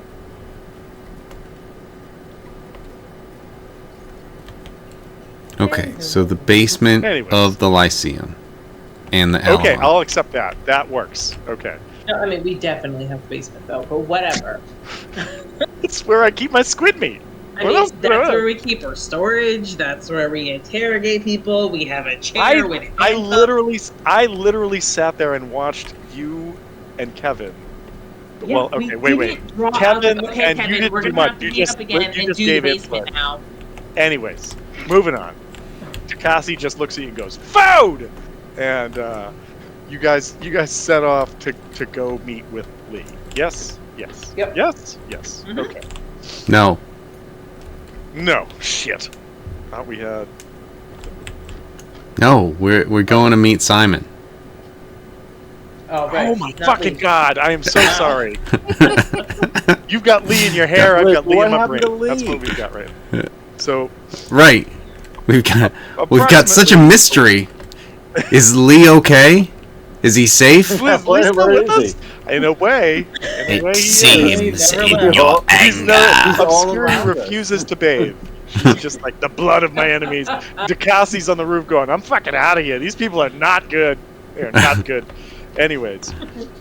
So several days after you guys take care of Lee and the threat and the storm passes, You then go to see him. you finally answer the summons of Simon at the Lyceum to potentially discuss next moves.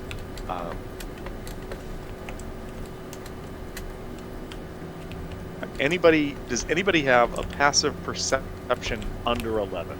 I highly doubt it. But just Is that possible? Oh, definitely not. I mean, it's possible. It's just highly Mine's a unlikely. 20. Right. So I see. I see it all. You guys notice that there are like students are back. There are classes happening. There are groups moving around. Like the town is rebuilding, and clearly everyone is trying to regain some semblance of the sort of like regularness and normality of life. And the Lyceum is no different. And so one of the things that all of you notice is that one of these groups of students that are strolling across the walkways with their instructors is this like scrawny young man who can't be more than 16. He's got straw-colored hair and his clothes look exquisite. So Venice, what do exquisite clothes on a young man look like? Well, I mean, if we're talking, they'd be deep. There would be colors of. There'd be robes, rich in colors of purple and crimson, gold accents, and nice pockets. You know, you got to have your pockets, and yeah, I think that's what I'm going at. Okay. Does he have a hat? Like a wizard hat, or no? He's just not there yet. Well, does he look like a douche? If he does, it's a bad fedora. If not, it's a hood. I'm gonna say he doesn't look like a douche. So he's Fair got enough. the No hood. I'm gonna fedora. say he's got the hood. It's gold accented hoods. It looks like almost runic writing in the accent on the clothing. Hey man, what's your rune say? It says shepherd, baby. Shepherd. No, that's not what it says, man. You got a hose. Shepherd. Well, so this individual that thank you, Eric, for the description. Seems like laser focused on you guys, and is kind of like tripping over his robes and kind of stumbling into his classmates as he just stares wide-eyed at you guys. Now, again, as described at the end of last session, you guys are the toast of the town. You are the heroes who have saved the populace from the impending doom. You are the figureheads of the resistance against Regesia. All of this, which is why you've been granted the gifts. That's why the drinks have been for free. That's why Figovich is cooking sausage, because people keep bringing him sausage, so he keeps cooking it. But this seems different. But the sort of the group continues to like move away from you. Is that anything you want to interact with, or no?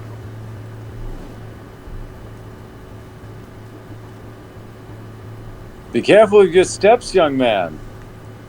Good luck at class.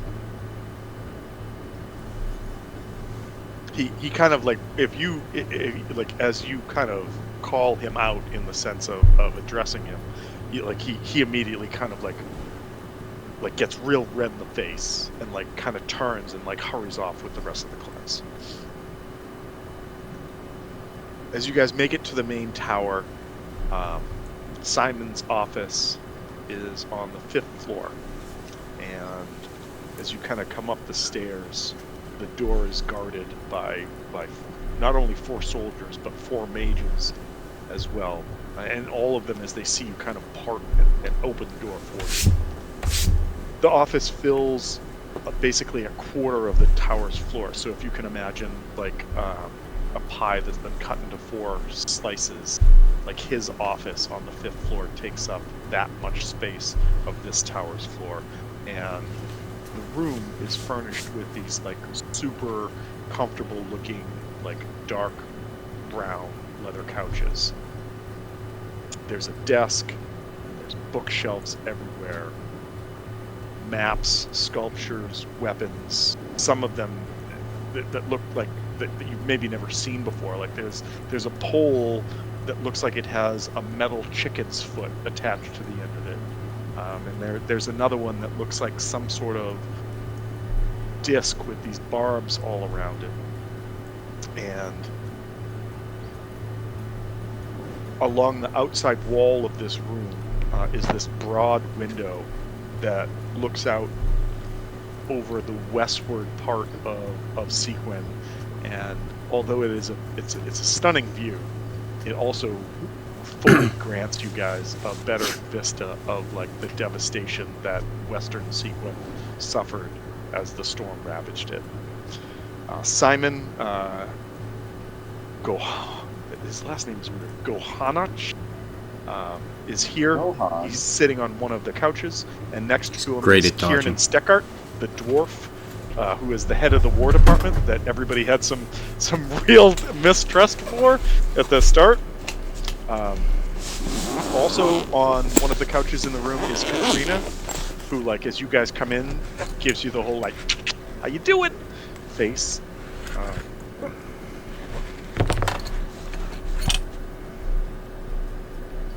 And there's one more person in the room as well, who I don't think anybody has met yet, and his name is Balan Bastom. Balan Bastom. Balan Bastom.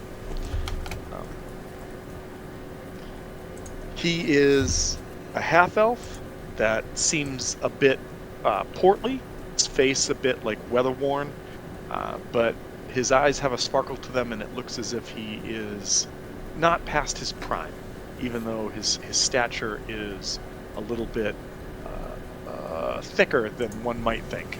And he is currently pouring himself a beverage out of a glass decanter. And as you guys come to the door, he's like, come on in, sit down. I'm Balan Bastom, distantly related to the Bastom House of Ostelin. Pleasure to meet you. Simon and I were just trying to figure out how long it's been since we'd seen a storm anywhere near as big as the one we just had last week. And the best we can figure was some 22 years ago. Good job on that, by the way. As he finishes, Katrina, like, smirks and says, we all owe them our lives. And then she kind of turns towards you, winks at Obscurity, and says, we've got a mission for you. I've promised them that you won't disappoint us. Simon smiles and says, well, where are my manners? I should probably take a moment and make sure everybody knows everything. And also, we've got a pretty well-stocked cabinet, so if anybody would like a beverage of any sort, please help yourself before we get down to talking to business. Does anybody want anything? Need anything? From outside, Yeah. you just hear a giant eagle careening past the window, going "Food!" as it goes out to find I'm fish. definitely gonna grab a drink. Right. Just go get a sheep or something. Something. Just go get something. Just- Jesus. There's got to be stuff wonder in Laura in Beck the died. woods. Like, it's not that far. You can fly. We'll be right here. Come right back. I'm stronger now, so maybe I'll be able to hold you perched on my arm. I wouldn't count on it, but maybe Your we'll arm work just on breaks. it. Okay, these gauntlets weren't as strong as I thought. Okay. I need a so- belt. Everybody gets what they want. There's decanters aplenty. People are able to find the beverages they're looking for, etc. And excuse me, I'm not 100% happy with the voice I chose for Balin. So, what would a portly half elf? Too late. Too right. Okay. As everybody settles down with their bevies in hand, the large body Balin sips at his ale and looks at you, casting a sort of a smirk. Says, "I suppose you are wondering what this is all about, and I can't blame you. Have you heard the recent news out of Regesia? They're dispatching an army to come take care of us. As soon as the mountain pass thaws on the border between Regesia and Dassin, well, we'll have 40,000 men or more headed our way. Downside of notoriety, I fear. Regardless, with the damage to the town, even if the entire refugee population mustered, Sequin can't hope to defend itself against this Regesian horde. Normally, it would be a simple matter of," he sips his beer, "requesting help from King Steppengard, since officially Sequin is part of Dassin. Not like we actually pay taxes, though." Smiles. Takes another sip. "But the Regesians have gone, made a non-aggression pact with the king." Balin frowns. "We just got word this morning. An envoy from Regesia promised that Empress Leska will not attack Jason if their army is allowed to march through unmolested. Depending on how much the weather goes, it looks like we may have a month or two before our resistance is, well, cut short. That's where I, and hopefully we, come in. Simon here has asked me to journey to Bresk and use my humble persuasive skills to convince the king to change his mind. We've already sent ahead a courier requesting an audience for us, so hopefully they'll be expecting us. Now, we're not particularly keen on officially allying with Dason, but if we pledge our magical support to King Steppengard in this war, and play to his ego about how he's letting the Regesians bully him, I think we'll have a shot." Simon interrupts. "Try not to give away the town, Balin. Remember, we want to offer our assistance at the king's pleasure, not pledge loyalty. We're not joining his country, and we sure as hell are not going to pay him taxes. Balin shakes his head and says, I'll try, but let's not get too full of ourselves. We are not a sovereign nation here. I'll say and do whatever is necessary to make sure that all the people here are safe from the scourge. If Steppengard won't listen, maybe one of the other nobles will. Anyways, as you can probably see, I'm neither a great warrior nor an experienced traveler, although I am pretty good at drinking. Anyone else? No? It is early. Alright, never mind. Regesia already has an envoy in Bresk, so we should expect some trouble. Simon vouches for you fully, and we will need your help. I shudder to think what would happen to the Lyceum if the Regesian scourge reaches us."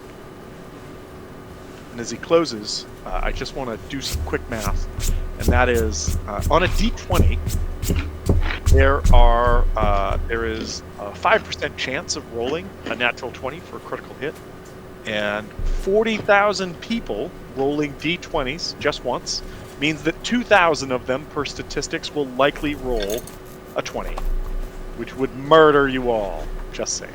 Okay. Just some math for fun. Because I did math last night looking at this. Well, I mean, basically, Basically, but If- they're all not going to have an attack at the same time. Come on.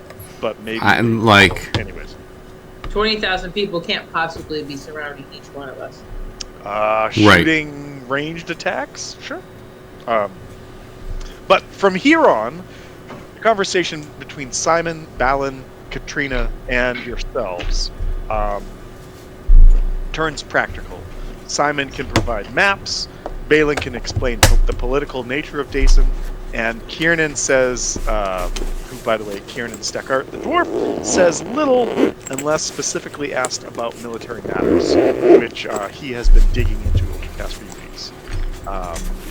Additionally, Katrina has a bunch of information about the Regessian army,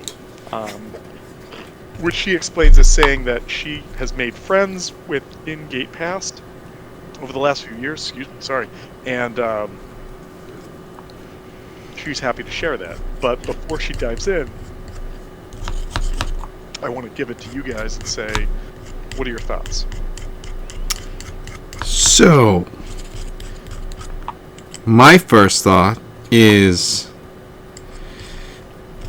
why not create a situation where Dawson would look to us for help instead? For the agreement, as you've described, based on the information that we have, is that the Regessian army would go through and not attack as long as they are able to go through the country unmolested. What if there was an army or a group, or perhaps multiple groups of Dawson soldiers, and I did air quotes, Dawson soldiers that are doing hit and run guerrilla tactics, but enough where they are noticed, as they are specifically Dawson soldiers. Then when the Regessian army turns their sights onto Dawson, they would have no choice but to look for help. And here we are, also allied against Regessia, just waiting to welcome them into our allied ranks. Simon would respond to say, I do believe that might have some strong possibility. In fact, I cannot reveal for the fact that there are other plays in motion right now, other players, other pieces on the board that we cannot tell you about. But Kiernan, and he nudges the dwarf is like, you've already said too much. He goes, your notoriety right now is making you a player on the board. We want to capitalize on that by having you go talk to the king, try to see if he'll rally to us. We have other machinations occurring, although you didn't hear that from me or anybody else in this room, that may be doing things along the lines of what you're talking about right now. Fair enough. I imagine that if one were to do something like that, the utmost secrecy would be required, so I suppose we can leave it at that. Simon just says, fame is both a frailty and a gift. It is a liability as well as an asset. And what we would like to do is capitalize on the fame of all of your adventures thus far as potential heroes of this here continent, and use that to potentially sway Jesus Christ. Sway Lee. Yeah, Lee! Sway Lee, the dead guy, to sway King Stephengard into maybe falling in line and ensuring that Regessia can't invade this here peninsula. What we can offer in response is the aid of our magics and our skills. But we need to see if he is open to this conversation before we can make any other plans. No matter what other... And he looks at Kiernan again, and he looks back and he says, no matter what other things may be transpiring as we speak. And you'll remember that specifically when there was the War Council, that Xavius Phobane, the guy who called to you and then taught you Conquest, had raised the concept of saying he had a plan of sending like basically a strike force somewhere to sort of like cut this off. And with that kind of memory, you feel that what you were describing might be what something is already sort of in the works, and what they're trying to do is use your popularity and your fame right to be able to garner favor. Yes, since we are the hot thing in town at the moment. Correct. Yep. Speaking of, I suppose perhaps Kiernan may have an answer for this. What is is there any update on the Elven blockade after the storm? Has it weakened, strengthened, remained unchanged? Well, what I can tell you is that it's basically left. It hasn't left its threat that it delivered to us, but its presence has been lifted. And I think because of knowledge... Entirely or mostly? He says, I believe there are still a few ships that we can see periodically out there, but they're few and far between, and it is no longer a blockade. Yeah. And the reason being is something that your friend here has brought to light to us. And Katrina will sort of step up and say that, and sort of give you this breakdown, that Gate Pass is still a battleground. Like, the resistance that you guys started this adventure as part of continues to thwart the Regessian army's ability to just knock it down and take it over. So I almost imagine that news kind of gives at least some of you like this sort of like swell of pride to know that your sort of hometown, your like where you came from, continues to literally be a thorn in the side of this Imperial army that's trying to just knock it down. However, the Second Regessian Army now controls several districts, and Shea Halesti forces have rallied to aid the city's defense, and that the elves from Shea Halesti and the Regessians are not only battling there between districts, but also along the northern reaches of Shea Halesti. And I think probably what the best thing we can do, you know what, rather than try to pull it up and get you all there, if you go into your journal notes, there is a map in your journal notes of the continent, and you'll see that like where Regessia butts down against Dason, there's a series of mountains, and Gate Pass is like this one area that goes through, and then to the right of Gate Pass is Shea Halesti, and they border Regessia like north of Gate Pass. So basically Shea Halesti have joined Gate Pass, they're battling, and then while the Shea Halesti and Regessia are battling in the northern reaches, the 4th Regessian army is heading towards Nakan, the capital of northern Shalesti, and apparently the Regessians' plan is to join up their two armies after conquering Gate Pass in order to drive for a place called Kalanis, which is the Shea Halesti capital. Katrina also provides that the Regessian fleet is blockading Turin, the capital of Sindare, and the 1st Regessian army, there are 4 armies, is marching inland to basically take apart that area, to take apart Sindare.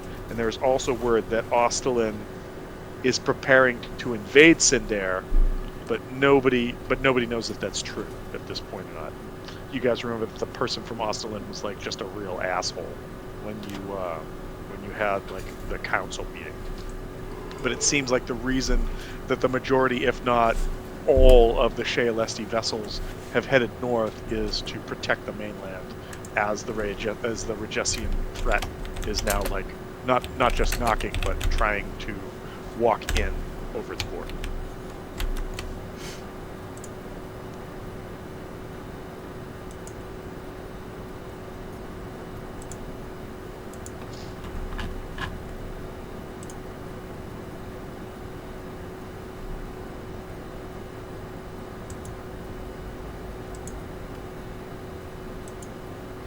Okay. All right, so we don't have to deal with the Shealesti then.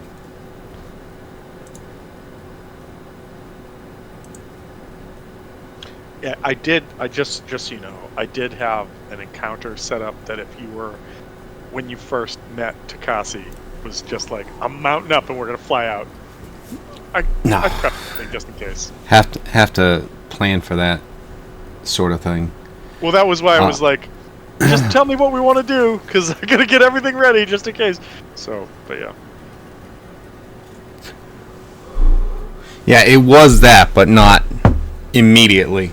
So, not just like, hey, we just fought. Let's go. Let's go fight another thing. And by let's, yeah. by let's, I mean me. Yeah. And a creature. Yeah. Not like, hey, not even like the whole party or some of us. Just me and the thing that's gonna fly me out there. And then it's just like, I'm here to talk. And it's like, we're gonna capture you. It's like, that's fair. Listen, I just want to say that at no point in the book did it ever say, so if one of the characters is a monk that can run on water and swim and do whatever, and she goes invisible, gets mind spiked, and then decides to run out or swim out to one of the boats, here's what happens. And I was like, all right, let's roll with this. Let's see how it goes. And then last week when you were like, I'm jumping on the eagle and flying, I'm like, let's not do that right now. Just give me like 5 minutes to prep this just in case. So, okay. But anyways, prepped just in case. So yeah, so the idea is that you guys will meet up with Balin.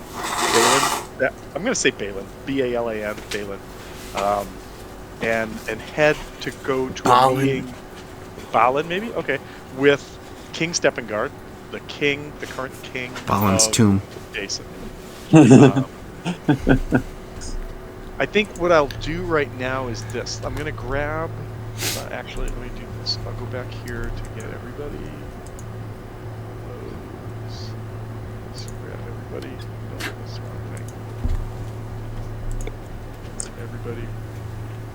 Oh, whoever wanted that book, or whoever benefits the most from the book, just take it and put it on your sheet. By the way. All right. So I want to officially.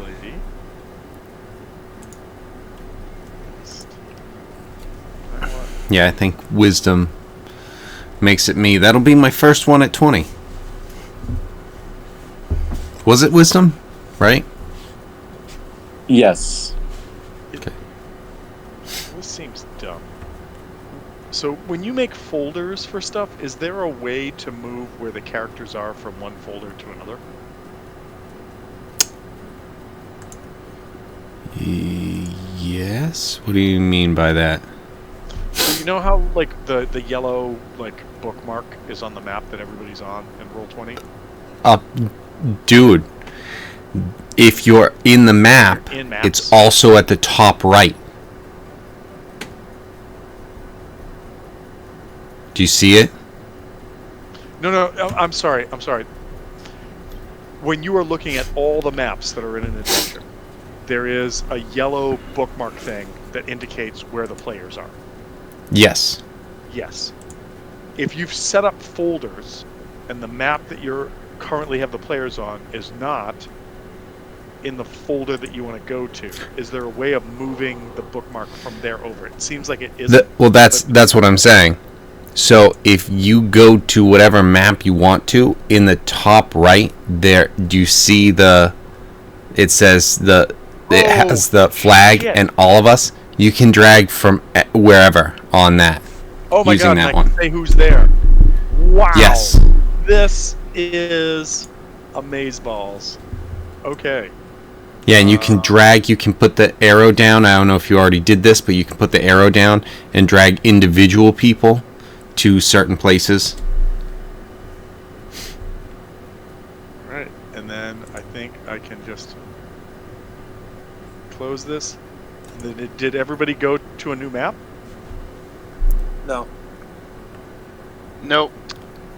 Oh shit. Not so amazeballs now, is it? Hold on. Well, it's in Tom's hands, so. King's Banquet. Yeah, we've got How about now? a sad guy on a Lion's throne. throne. Yep. Is he So, okay? Welcome. He looks welcome a little droopy on his left side. Well, welcome to mad. welcome to book 4, Having a stroke. the Mad King's Right. Banquet. I just made a note tonight that we are starting book 4.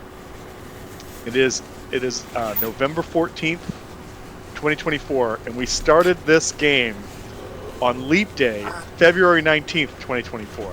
So it's been several months, but we've crushed through 3 books already, and we are now in the 4th book.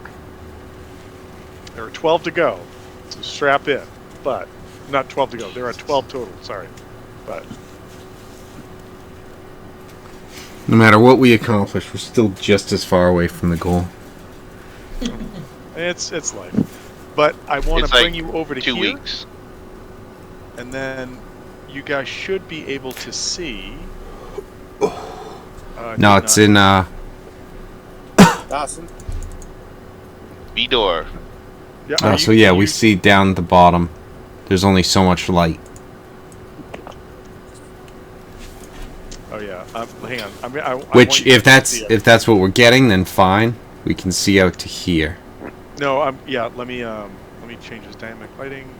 Put that on. Daylight mode on. Save settings, and then. No, you guys just can turn see it the off. whole map. No, because you just turned it off for us. Now it's black. Shit. Sorry.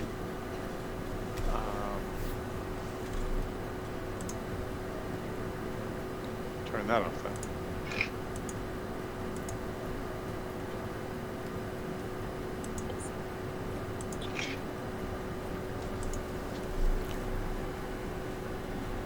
Nope, that didn't do it. So what? So usually, if I click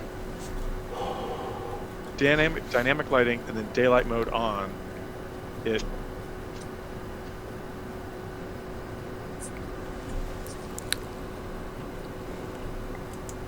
I have the answer for you, but I want to see if you can ask the right question. No, what is the goddamn answer? Because I don't want to deal with this. We don't have tokens. Fucking, this is so stupid. So there's nothing for us to see, like, from. Even if you give one token to represent the party and give us all vision of it and all control of it, then we'd be able to see it.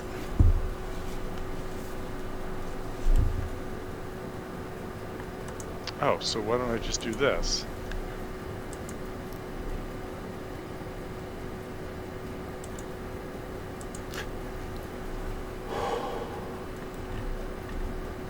No, this token is controlled by all players. This should already be done. And yet it's not. Wow. Lies. Fuck you, bro. Like, I mean, if you want to be a bitch, that's cool, but, like, calm down. Alright, let's see here. I can't drag it there. Can I drag it here?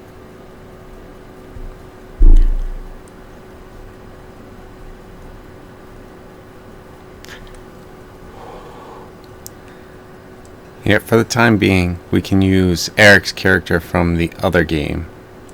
Oh no. Which game? Oh no. Which one are we doing here? That That's the you best guys one. picked a picture for? Controlled by all players. Save settings. Okay. Can I just do this? Oh. Just refresh to make sure of that. But you turned off daylight mode, so Oh, there here you we go. Okay. Perfect. All right, Cool. so you guys can now see all of Dason. There Oh, wow. there is a ton of information about Dason that again you can talk to Simon about, you can ask Balin about. I'm sorry, did you say Balin or Balin? I'm happy to go either way, but I'm going to make a note so I remember. Oh, I don't care. Balin Say is just Balin because Lord it's of the easy, Rings. because that's what you gravitate towards. Fallen? Balin Zoom. We just keep coming up with We be other ballin'. pronunciations of All right, it. so I'm writing Balin. B-A-I. Perfect. Yeah, all right. Balin. Baelor? Okay.Bai. Balor. Balor. Yeah. Balin? Yeah, is it Balin? Is it Balin? Balin. All right. Billing? Balon? You mean Balon? Balon, right? Have you met Stefan? Balon? So he is. Balin can answer questions as far as the political nature of Dason. Kiernan can answer questions about like military stuff and things, and Simon can provide. Obviously, has provided this map so that you guys can see. Just for some real quick stuff. This is the Fire Forest. This is the pass that you guys made it through. Up further is Gate Pass. Over here is the Shealesti Empire. Up here, beyond the Het-Common Mountains, is Regesia. This is the Alidi Gap, which is the only easy pass-through into Dason from beyond these mountains. Dason is bordered on the west by the Ordar, the Otdar Mountains, and what else? Thornwood. You guys kind of move through all of this on your way down to Sequin down here. Historically, I don't want to get into too much unless you guys ask questions, but historically, Dason was a country that was difficult to unify. There were originally an alliance of 8 kings, and for several centuries, the nation was bound by something called the Book of 8 Lands. It is a lesser artifact that traced the lineage of each of the nobles in charge of the different lands and kept clear who was the rightful ruler. The book was obviously heavily guarded by whoever was the current king, and provided magical defenses to those specifically named rulers. The Royal Survey. However, about 50 years ago, the king at that time was slain, and the next in line, and it set off a brutal civil war that purged many of the bloodlines listed in that book. And so several times Dason seems to stabilize and then crumble and stabilize and crumble, but because it was so chaotic, though, it kept the Regesians from conquering them, because every time somebody would try to invade one of the areas, all of the others would rally against them, and then as soon as the Regesians were gone, they would fall back into infighting, and nobody could figure it out. And about 15 years ago, a new king, King Steppengard, who was the current king, came to power. He had no siblings and had formed alliances with each of the various areas to ensure that there'd be no more wars. And he established what is known as the Council of Nine.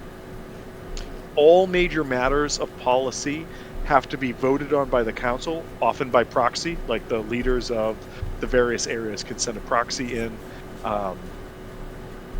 And the council gathers at Steppengard's castle in Bresk, which is the capital, which is right here. Cooperation on the council is ensured by an agreement that the rest of the lords will combine forces to march on any lord who breaks the compact. And so basically everybody says that whether they agree or disagree with ideas that come up, the idea that they all have rallied behind is that if anybody says that they are more powerful or the new leader, that the rest of them are going to just brutally murder them. And that is what holds it in there. That artifact, the Book of Eight Lands, still grants its boon of protective magics to the current rulers of each of the old kingdoms, and also now specifically to the King of Dason, Steppengard himself. But it no longer officially dictates any lines of royal accession. Steppengard has currently, at last check, a large family of 18 children as of the start of this year, which is a fact that I think you guys found out when you were traveling south to get to Sequin. And the reason for this is he wanted to ensure that there was nothing that could prevent an easy inheritance of his throne without provoking a new war. And so with that, if there are specific areas you want to know more about, you can. Obviously, this is the time. I think that in Game of Thrones there was a moment where, like in the Dragon Caves, they had this huge map of all of Westeros, and you could see like the different kingdoms and everything on this map. And I imagine that somewhere in the room that you're in with the leather couches and the drinks cabinet, you guys currently have this map in front of you. And if there's anything that you want to ask somebody in the group, whether it's Katrina about the Regessians, if it's Kiernan about military matters, if it's Balin about political matters, or even just Simon himself, people can answer and are happy to.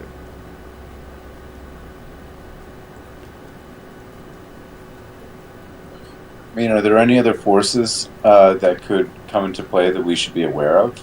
Like, are there any other allies that the Regessians have that they're going to be marching with?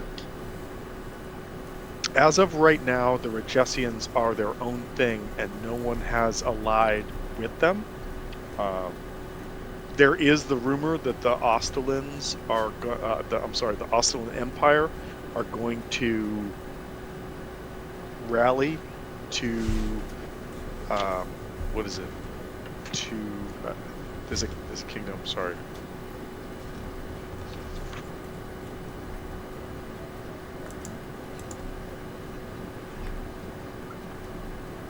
Osselin is preparing to invade Sindar, and Sindar is this way.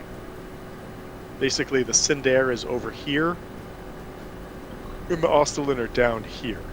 And so there's rumor that the Osselin may try to invade Sindar, and then, offer it up to the Regessians. But whether or not that is true, Katrina cannot confirm, beyond saying it is a rumor that she's heard. So, but we don't know what their... I guess the other question is, are they allied with anyone in general?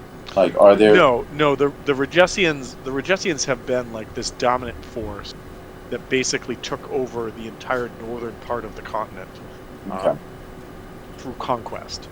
And it's only through sort of like diplomacy that these other areas have not come under their threat or their gaze. But with the passing of Coaltongue and the passing of rulership to, what the fuck is her name? I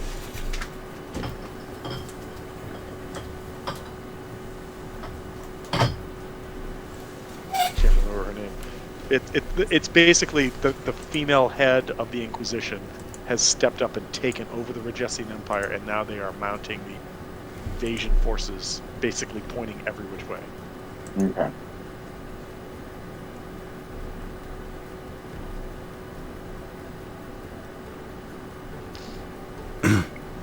All right, so what way would the Regessians be coming through that they would be able to...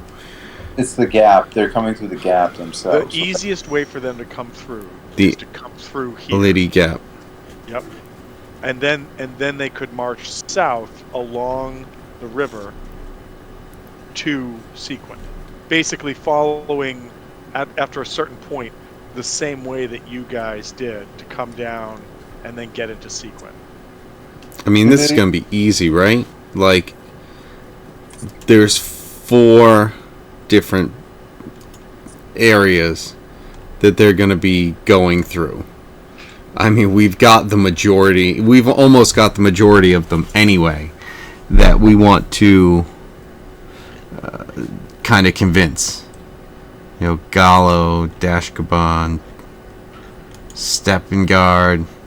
I mean, have Dene? The only other way that they could come through is if they secure Gate Pass, and then they learn that the Fire Forest is no longer as daunting.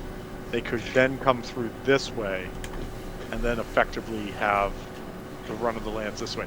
But the Torrest the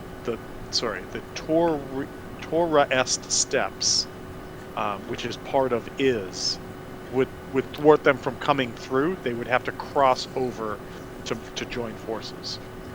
So have any of these other countries been in contact with, you know, in regards to this Regesian invasion that's coming through their lands? Or are we just being proactive right now and having to send out emissaries in order to, you know, not just to Dawson, but also so as to of all right the now, So as of right now, the Regesians are battling Gate Pass, but they've also gone further north, across the slopes, and are now trying to do like a pincer maneuver with two armies into Shaelesti, which is over here. What they've proposed to King Steppengard is, if Steppengard agrees to not raise any forces against them and allow them to, they will march through to Sequen to crush Sequen and then leave without without any sort of warmongering while there. Okay, so none of these other ones over like Rego, Namin they're not really dealing with it because it's just Dawson allowing them to roam free. So come in and all of these areas are the principalities or the what do they call fiefdoms of, or like small kingdoms of Dason. They are the 9 areas of Dason. Oh, okay, gotcha. Now I understand. Sorry, I thought Dason was just all up here, and these were separate. No. Okay.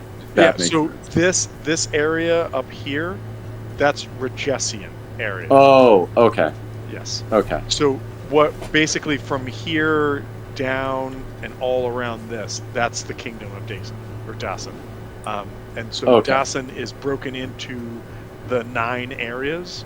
So Timur, Rego, Namin is correct. Megadon, Dene, Megadon looks on the map like a hanging pair of balls, and also is the best named, I still think.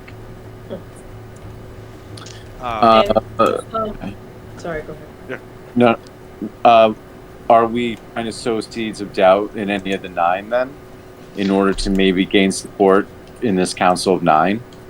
So maybe that is a tactic to take, but right now, effectively, what Simon and Balin are proposing is to just go to the head of the snake and approach Steppengard and say, listen, here is our experience, here is what we've done, here's what we know.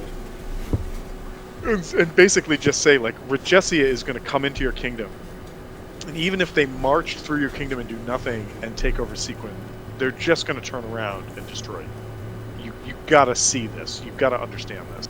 And basically try to appeal to the king to then say to all of Dason, I'm going to keep going back and forth because I can't decide which I like better,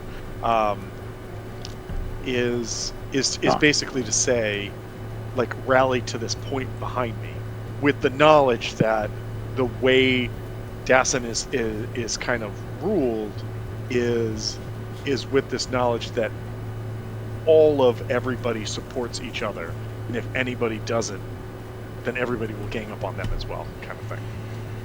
Okay, I just want to be sure because I thought you said something about the Council of 9 ruling for most major decisions. So if this is something where it's a decision, 100%. Like the king has the majority vote. Oh, okay, gotcha. but effectively, it's each. To break it down, because if you ask that question, they'll explain. All major matters of policy must be voted on by the council. Each lord and lady, because each of the principalities is ruled over or governed over by a lord or a lady, has one vote, and the king's vote counts as 3. So effectively, that's how matters are settled by group majority. So if somebody says demands more property at the north of Megadon, it would go to a vote, and if the majority said yes, which is right here, it, like, for whatever reason deserves it, then that would happen, and the lines on the map would be redesigned. If the question is we should go to war against Regesia, everybody votes, the king's vote counts as 3, and if the majority says yes, then everybody backs it up and does it, kind of thing. Okay. Also, just for I don't want to get into everything, because there is backstory and information about each of the lords and ladies and the king himself. I will say this, that King Steppengard, Simon will say, is King Steppengard is currently the ruler of the nation of Dason. He's an old, experienced warrior who has a reputation for preferring negotiation to direct conflict or combat. Steppengard would likely have been willing to listen to us if nothing has changed, but we are unfortunately unaware of the goings-on of Dason at the moment, and so that is why we are trying to send you as part of a delegation to go and figure out what's going to happen next. All right, so that's another thing. I'm wondering if he wanted us just to go in as, observers, or actually assist with the negotiation. No, you guys are officially there to aid. Like, your popularity, maybe popularities, or your fame, right? I'm just going to use that word. Your notoriety, better word. Your notoriety for what you have accomplished thus far is making a name for yourself, and your efforts make the point of rallying with Sequin against Regesia more effective, if that makes sense. Got it. Okay. So it sounds like we would need to get 6 votes for this anyway, based on the calculations. With the king on our side, we could easily get, I mean, that's 3 right there. Anyone that he can convince. I'm wondering if we could potentially seek an audience on our way through Dene, just briefly. Yeah. I assume it would be something where, I mean, at some point we could stay the night as we're passing through. I don't know if we have that notoriety, but I'd like to see if we could give it a shot and maybe get something out of it. Okay. I will give you this. Why don't I do this? I do have some questions as well. Okay. I think that, like, there's the possibility of it, but the idea that you've sent riders requesting an audience with the king means that you're gonna want to try to get there as quickly as possible, because if the king has granted it, who knows what else has happened. Additionally, because the Regesians have already kind of proposed or made a proposal to the king, you want to get there with your counteroffer as soon as possible. So I think maybe I would say that, like, while traveling, you could send a missive, but as far as making the inroads to stop and go to the head city of Dene, or Dene, yeah, sure. That would take time away from an audience with the king, which might be seen as a negative effect. And I'm sorry, I want to answer your questions, Dolan, but I have to step away for a quick sec because I'm hearing something. I'll be right back. We all hear things. No, Heck, so special. gave my aunt meds for that. Jesus.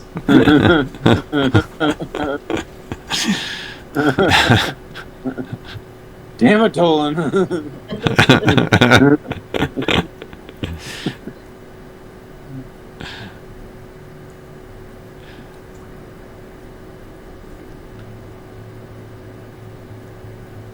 Oh, Kevin, did you get a chance to review what I briefly put together on that Wind Leaf Blade shenanigan? No. Fair enough. Well, we'll visit it when it's done. when we get into it and stuff and see how it goes. And it's just like, hey, that was a lot. And you know, there might be some things because you know, stuff is gonna start scaling back up because you guys are dealing with legit stuff coming up. So it's like, yeah. So, I mean, it might end up being like a, oh yeah, no, you're fine. I apologize, everybody. So Tarn unofficially has the whooping cough. Oh no. Yeah, and so we're giving her this, like, I don't know what the fucking word is. Where you, Nebulizer? yeah, you treatment? take medication and then turn it into vapor. Yeah. Yeah. Oh, it's So- Oh, yeah. the nebulizer. Nebulizer, that's the word. And it just, Sarah was just running through that with her while she's sleeping to just put it, to make her have an easier sleep. We just had to give her a hand. So anyways, like I said, it's been a day, it's been several days. So anyways, Yeah. questions in Fantasyland, I totally want to answer. So what's up? So, I just want to make sure I understand sort of the structure of the area. Regency is pretty massive and holds a lot of territory. Yep. Ostalin, the same. I love that pronunciation, by the way. Ostalin. I think it's Ostalin, but Ostalin sounds like Ostalin is what it I'm sounds going like with. somebody else would say it. Like, oh, where are you from? Ostalin. You're not from. Shealesti, also massive. There's all of these smaller kingdoms in the kingdom of Dassen. Yep. And Sequin, little old Sequin, is at, the grundle of the world here. And It's an even bigger taint than Megadon. Yes. Right, exactly. And they are their own place, like with So their own yeah, government and not aligned with anybody. correct. So Sequin is this center of learning and magic, and up until recently has been sort of left alone because of the magical might that they could rally to their cause. And has Sequin ever considered maybe wanting to become one of the smaller kingdoms of Daisen? Because that kind of seems They like they have not. natural. Well, they have not historically, because that would mean that they would have to pay taxes to Daisen, or Dassen, but also that they would have to answer to that country's leadership as opposed to just being their own independent principality, and that's what they've kind of stuck with. Do you think maybe they would consider that now then? Because obviously paying taxes we would benefit from those taxes. So one of the things that was part And of we that, still get a vote. Well, one of the things that was part of the initial discussion between Balin and Simon was saying Balin was saying, yeah, we'll propose to bend the knee, and Simon was like, whoa, bro, no, we're not saying that. We're saying, can you support us? Here are reasons why you should support us. Also, Regesia is bad. And Balin was like, we're going to say whatever we need to say to get the king on our side so we don't get invaded. And that's, you guys kind of realize that was a point of contention between the two of them. And that's, maybe that's something you can propose. Maybe, this is very much open-ended in the sense of what you can and can't do, because you can literally do whatever you want. But you're right. So one of the reasons that Sequin has gained the ire of Regesia is when Regesia started shutting down mages, they were like, or magic users, they were like, come to Sequin. It is a safe place for you to come to. And all that's doing is adding to the sort of spellcasting might of Sequin, which Regesia is, for some reason, is like, fuck that shit. No, we're not going to allow it. And so they are openly being hostile to the Shealesti, which they've had a tentative truce with for some several years, if not decades, under Cold Town. And now they're just like, let us through to Steppengard because we're going to also crush Sequin. We won't hurt you if you let us through. Don't mess with us or whatever. Gotcha. Okay, I didn't understand that when they were first talking about that. Thank you for that clarification. And I think Obscurity, being that she is kind of a team player, it just makes logical sense for us to align ourselves with the Kingdom of Daeson and, you know, pay taxes, but of course then have protection and a whole bunch of space. And you know, whatever that negotiation will look like, you know, we get 2 votes for everybody else's 1 to the king's 3, or something along those lines, or autonomy in certain areas. But I think one hand washes another in this respect, and that what we can bring to the table will definitely strengthen the Kingdom of Daeson, and then also the Kingdom of Daeson will help protect us. And you know, if we're all aligned, then also stop Regesia from trying to, you know, world global domination, which obviously is their goal, just clearly. So, just that amongst the party, that would definitely be Obscurity's kind of viewpoint in this. So 2 things. One,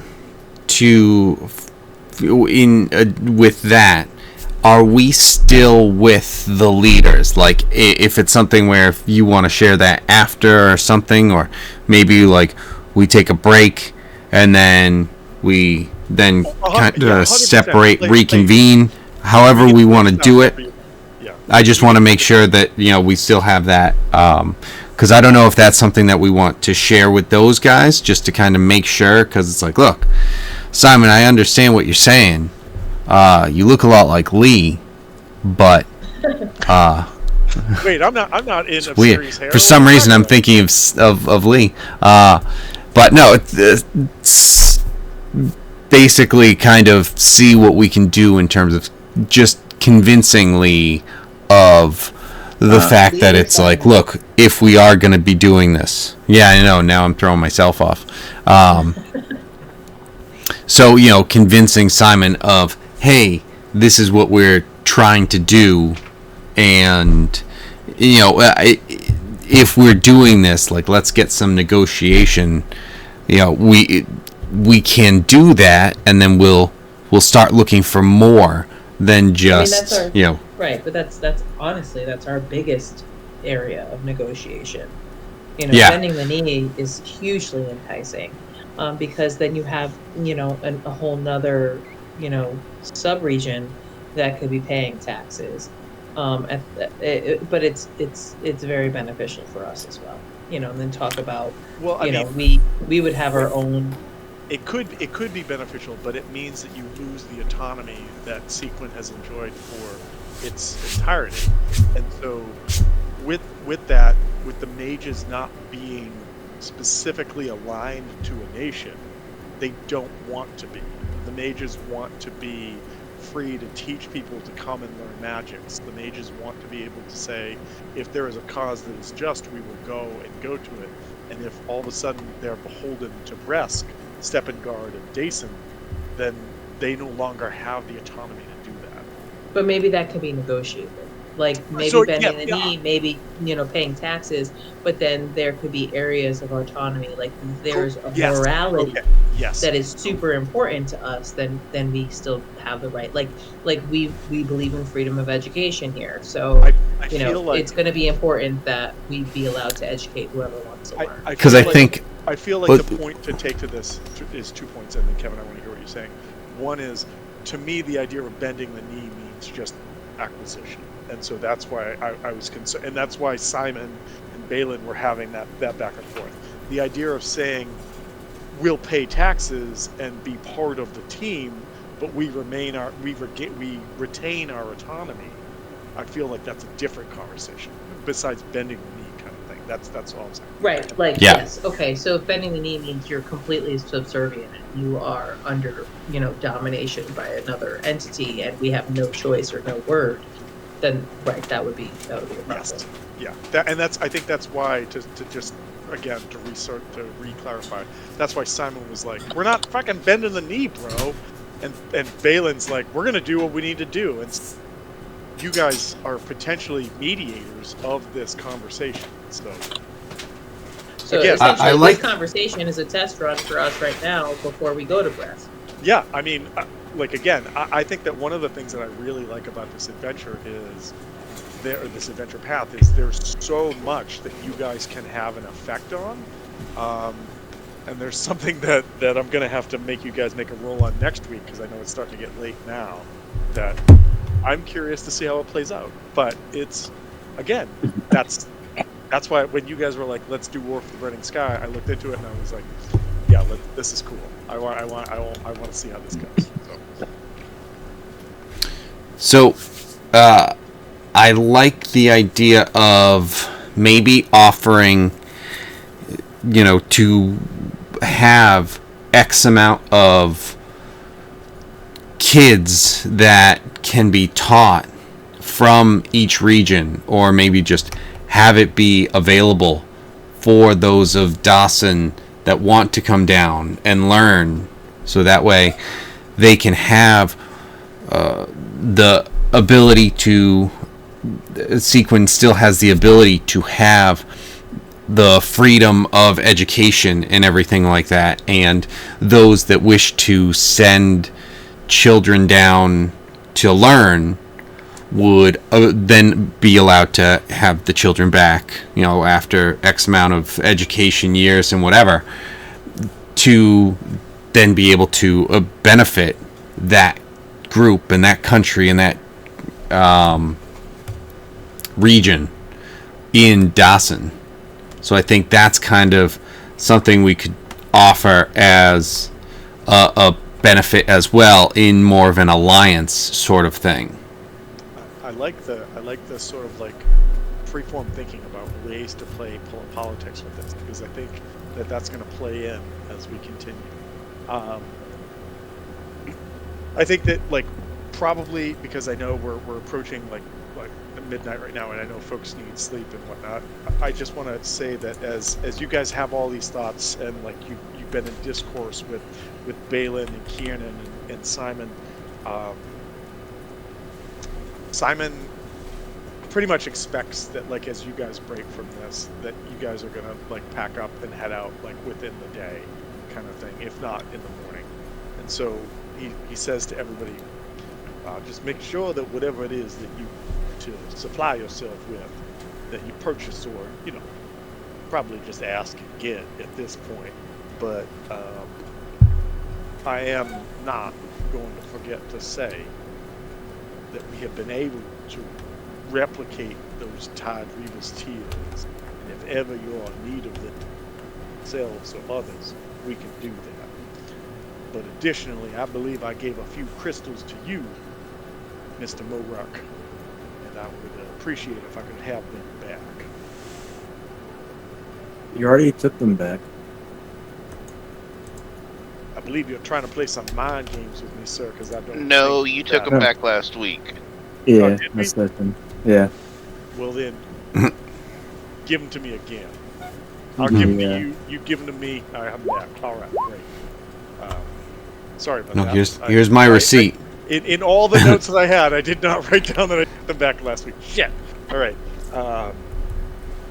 It says also, I know that you're probably going to leave Figovich and others in charge of your place, but if there's anything that you need to leave behind because you can't carry it with you, we are happy to provide space and safety to it as long as we can. Godspeed. Good luck. And, Do you guys happen to have a bag of holding you can donate to our group? Oh, that'd be fantastic. well, from what I understand is you've already collected a number of things from the town, so no. Touchy. Yeah, I don't know about this. Oh, I'm sorry. You guys just got how many thousands of gold and items? Shut your mouths. They were given None. freely. Yeah. Well, no, the drinks were given free. The rest was like, give it to him or we'll kill you. But anyways, but before you guys all leave, he does turn to Balin and Who's saying says, that? Balin, no matter how this goes, please Golly. make sure you alert Kieran via sending it if anything goes wrong. Good news can always win, but bad news refuses to. We need to be made aware. And that's, Balin has access to the sending spell, so there's that. So, congrats, guys. We're in book Ooh. 4, The Mad King's Banquet. Ooh, that's And- not a good sign. I mean, why is he called the Mad King? Is he like the Mad King, like in, Game of Thrones. Game of Thrones, where he's like fucking crazy, or Maybe He's he's like really mad upset. We're gonna have to because find he out. likes tea and hats. Who knows? We'll find out. We'll find out. no? I Um, mean, I would feel like that they would know why he's referred to as the Mad King. So, Like we don't have to meet him to figure this out. there's player knowledge, and then there's character knowledge. And as far as anybody knows, Steppengard is not known as the Mad King, but Oh, Yeah. okay, Yeah. got it. maybe he's just really mad because like Regessia's knocking on his gap door, and he's like, Yeah, and what's "That's our appropriate to do that." relationship? Like, what's Sequin's relationship historically with Dason?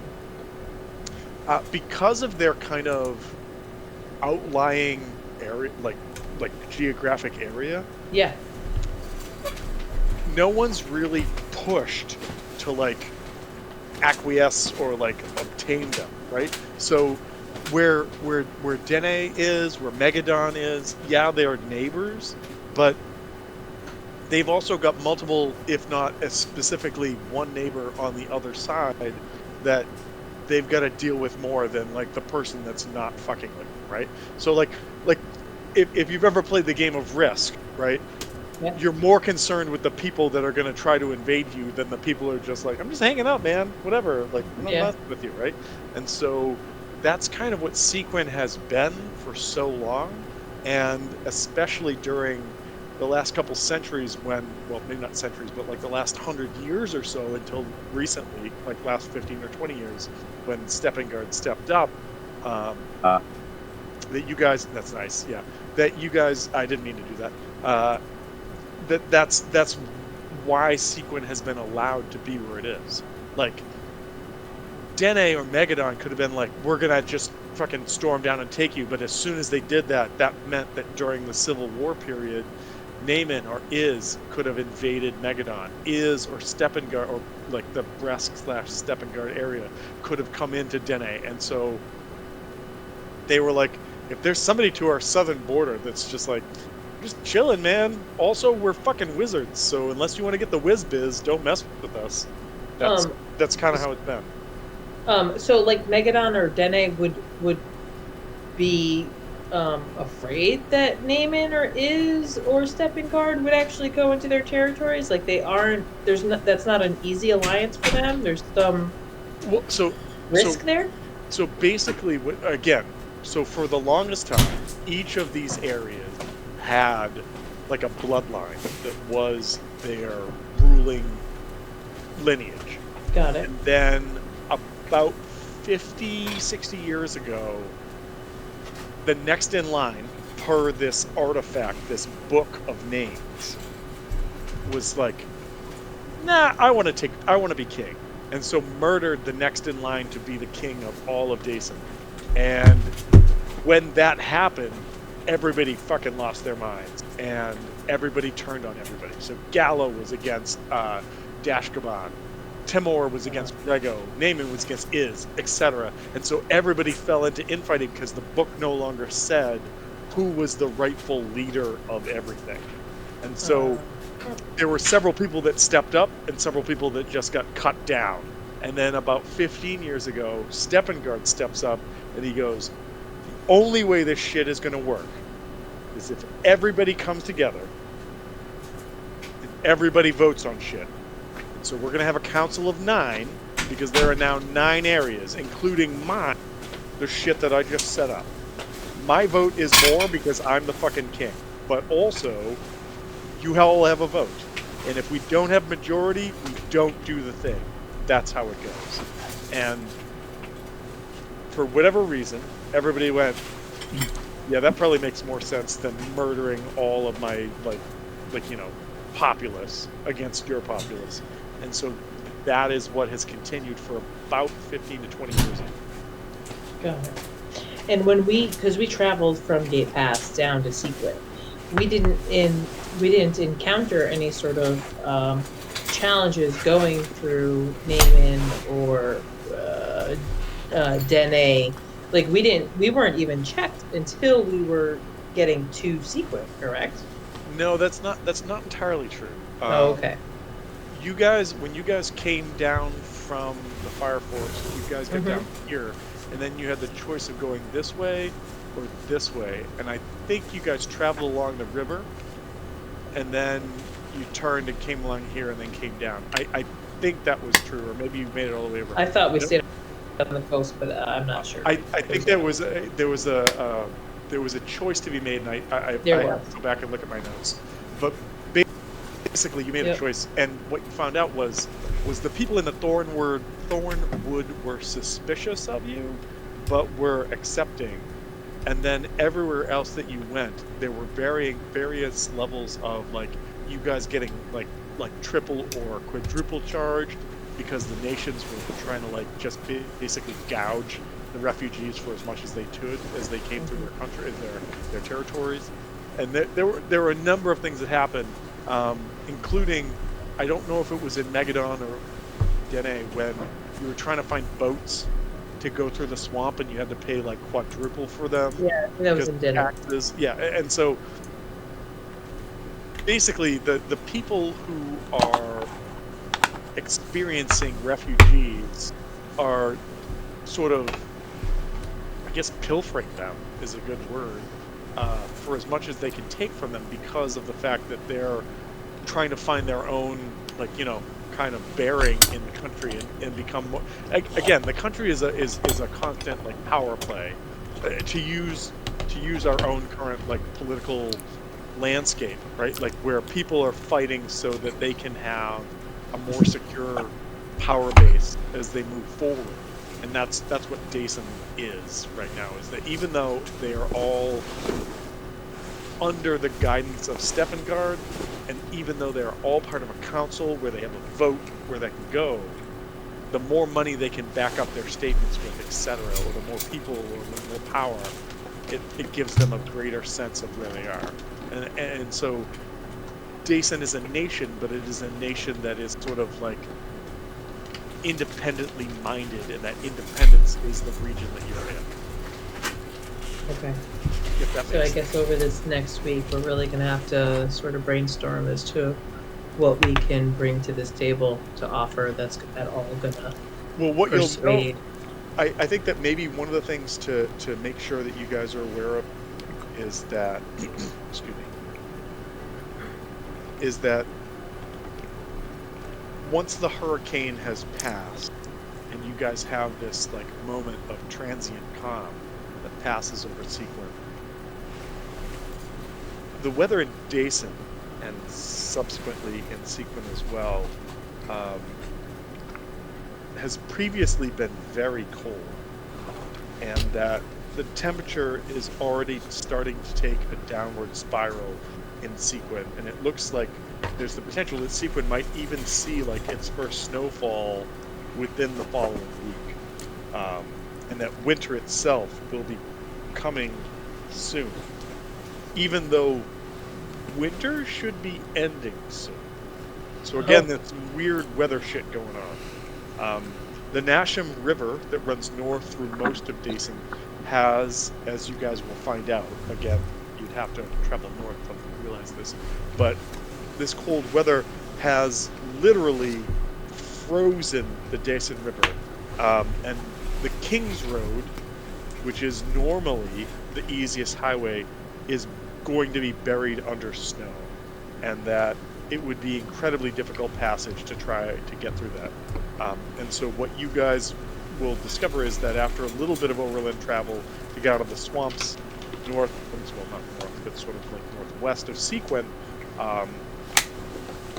that you guys can hire sleds and dogs and reindeers or horses or whatever to pull them, that Balin will cover the cost of, and that you guys will easily be able to travel up the Nasham River as it is, at least at the surface, frozen solid.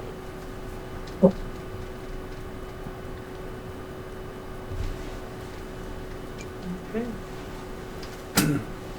But we just hit 10 past 12. I know everybody has bedtimes. I know everybody has shit that's going on. Again, it's been a long day, but it's been a goddamn long week at this point. But everybody's still up. Everybody's still living. So I'm happy to report that. And if anybody has further questions, I'm happy to hang out and answer them. But otherwise, I think this is a good stopping point. And just to say to everybody, thanks for playing. I hope you're having fun. And book 4. I mean, shit, we're a quarter of the way through this game at this point. Hope little T feels better Yeah, by man. the weekend. I think Yeah, she's a trooper. Come on. Yeah, I hope she But thank feels you. better, man. It's rough having a kid sick like that.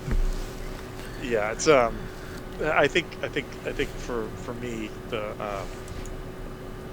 the frustrating part is not having a way to make it better, right? Just Right.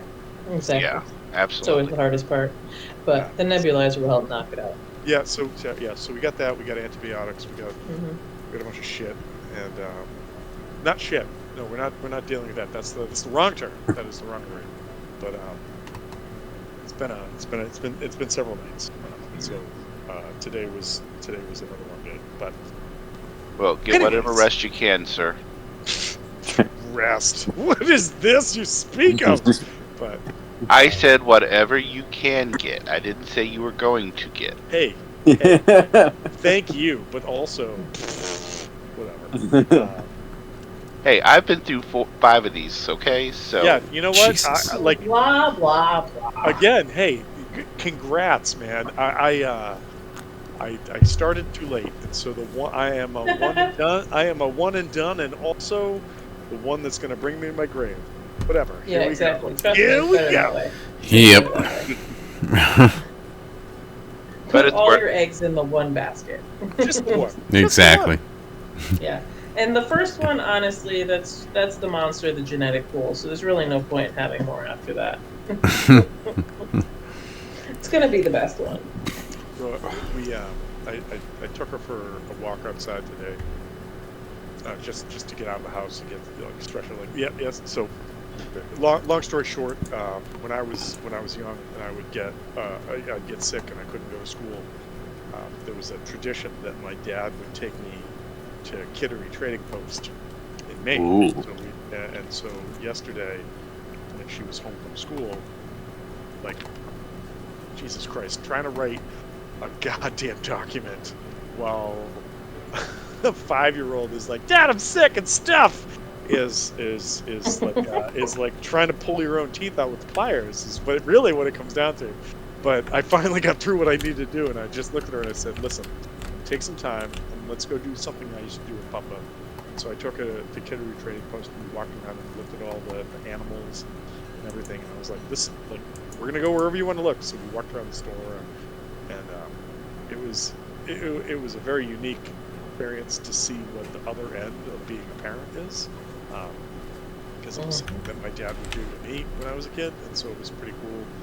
And then we got home and we rested and we did all these things, and we woke up today and still felt like shit. And so, the magic that Dad thought that it brought to the equation didn't work. So we went to go see doctors, because fucking tell me shit I don't know how to do. And they had reported, apparently the school had reported that there was somebody had come in with documented whooping cough, and this cough has been going on 7 or 8 days and it's getting worse at night. So we go and see the doctor. This fucking physician's assistant who comes in, who again, I'm sure is a very nice person, can't get my daughter's name right, and they fucking smash his face in. Her name is fucking Tarn, not hard. It's not Tarin, it's not Turn, it's not just fucking say my daughter's name right, because what the fuck? And also, calm down, Tom. All of this all at the same time, right? Just trying to be dad. And they're like, well, we can do all these things. And then you consider my wife is, decaf. Yeah, I don't. To be honest, I really don't drink that much caffeine anymore. Yeah, So- this is au naturel. Right. Yeah. That's the problem. And so I know, you right? You Kevin, consider right on the head, caffeine. right on the fucking head. But anyway, so they go through all this stuff, and they're like, well, because we know that there's, in a shocking moment of medical efficacy in Maine, they're like, well, because we That's know fair. that there's this reported history of this, instead of giving your daughter a fucking throat and chest X-ray, we're just going to put her on the antibiotics. And also, you can do this nebulizer thing. And my wife, who is incredibly intelligent, incredibly awesome person, fucking makes me so mad all the time.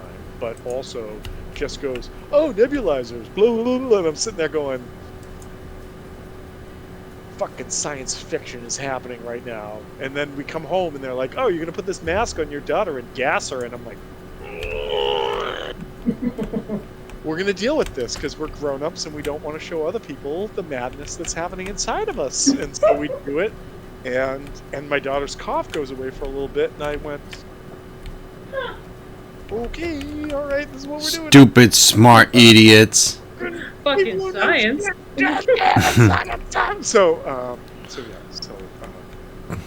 Well, luckily she's just old enough that she realizes that the mask isn't going to really hurt her. well, I had to do that with two of mine when they were 18 months, and oh my lord. Well, I mean, so Man, last. can't you last just week, understand? last Yeah, week right. I had to go for a in-person sleep study where they put me on a CPAP machine and put me on effectively like an EKG. They pasted all over me, and before I left, Tarn's like, Dad, what are they gonna do? And I was like, they're gonna hook me up with some machines and we're gonna see how it goes. And she's like, is it gonna be weird? Oh yeah. She goes, are you gonna get mad? I was like, probably. But I'm gonna do my best to not be mad. I'm gonna do my best, buddy. And so when they're like, yeah, you're gonna put this face mask on your daughter and then fucking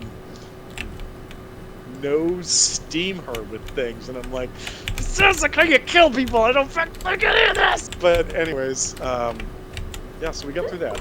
So yeah, Also, I don't know if you've ever hung around with somebody who coughs incessantly for 24 hours, and you've been doing it for 72 hours, but at some point your brain snaps and goes, I can't listen to coughing anymore.